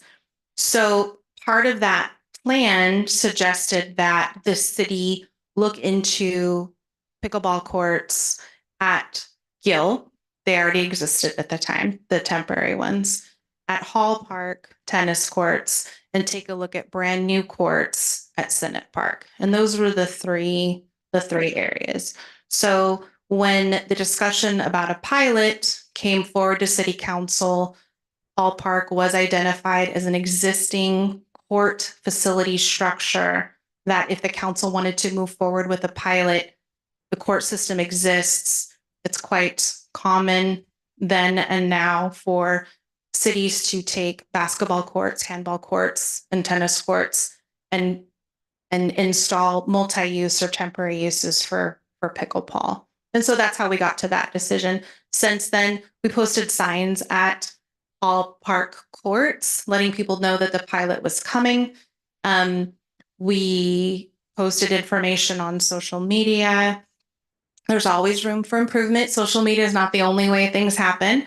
So we continued to improve, and when we received feedback from the community that they didn't feel notified or involved, and we made an even greater effort and casted that net wider, like I mentioned before. And I think that's why you see on that second survey, the responses are exponentially more because of that effort. We did listen and wanted to make sure that we got everybody's input. So that's sort of the arc, if that answers your question, Vice Mayor. Thank you. Thank you, Director Lorenzen. So that said, I will no changes to my original motion. Thank you. And that was with my addendums. Right. Okay. All right. So I'm going to second this motion, and now we will call for the vote. Councilmember Barbadillo, No. Vice Mayor Chua, Aye.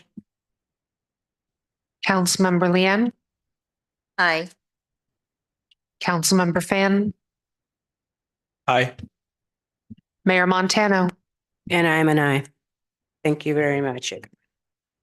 Okay. Thank you, everyone, for coming out. And I know we're going to be continue to work on this. Thank you. Okay. So now,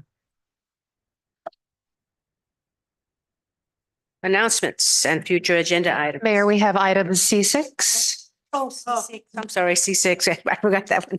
All right. That's the consent item. All right, Councilmember Chua, Vice Mayor Chua. Thank you. Thank you, Mayor. First, I want to thank our city clerk, Suzanne, for updating the handbook. I just want to add the word before their term of office as a commissioner to do a presentation if they choose to. It's not mandatory. It's optional. Thank you. I wanted to. All right, is there public comment on this item? Seeing none? Oh, you want to come in? Oh, go ahead. Ah. Okay. It's really a suspenseful topic. Anyway, what I heard from the back is the urgency of our resolution tonight. They want what we will do urgently. I think so. Thank you. Thank you, Mr. Montemayor. Okay, okay, so there was a motion from Vice Mayor Chua. Is there a second to approve her amendment? And Council. Second. And there was a second by Councilmember Lin. Call for the vote. Councilmember Barbadillo, Aye. Vice Mayor Chua, Councilmember Lian, Aye. Councilmember Fan, Aye. Mayor Montano. And I'm an aye. Thank you for that. Okay, now moving on to announcements and future agenda items. City Manager, do you have any announcements to make? Thank you. Just one quick announcement. As a reminder to the council, you're all invited to attend the community forum on retail theft prevention. It's Thursday afternoon from 1 to 3 at the Seasons Marketplace. So that will be presented by our police chief, Jared Hernandez, and he has also invited the district attorney to provide some comments as well. We look forward to seeing the community there. We have about 75, I think, RSVP. So we expect to have a good group of business owners and residents. Thank you again. Okay. Oh, bless you. Thank you. Is there anyone else that would like to make any comments from the dais? Vice Mayor Chua? Suzanne, is the banner thing ready? Oh, okay, there you go. I would like to recommend that we celebrate our residents who are serving in the military, like Army, Navy, Air Force, Coast Guards, National Guard. Maybe 1 month out of the year, we'll select like 5 residents who are serving in the military and have a banner maybe at the main street. I mean, we have banners now and they look good. And I think this will like an addition to the banners we'll have. We're honoring our residents serving in the military. That's my proposal. Okay, we need a consensus. Yes. Councilmember Barbadillo, Aye. Vice Mayor Chua, Aye. Councilmember Lian, Aye. Councilmember Fan, Aye. Mayor Montano. And I am an aye. Vice Mayor?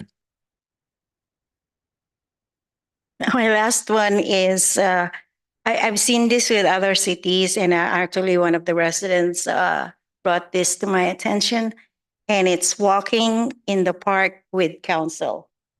And I think we can designate the way we do our invocation. We rotate, and maybe 1 month we'll do the mayor, another one, and we can like designate one day, like 10 to 11 o'clock, whatever day, once a month, for a council member to walk with just walking in the park. If the residents want to join them, to join the council members, that's an opportunity for the council member to converse with the residents. That's my suggestion. Thank you. Do we need like a consensus for that, or is it just a comment? Okay. I don't think, first of all, we don't have time. Only once a month. Okay, well, I've seen it in other cities, but it's all I'm, right. you want to skip that one? Are you? Skip that one? Okay, she skips that one. Yeah, forget that one. Okay, thank you. All right, Thank you so everyone, much. have a pleasant evening. Meeting is adjourned. Thank you. You know.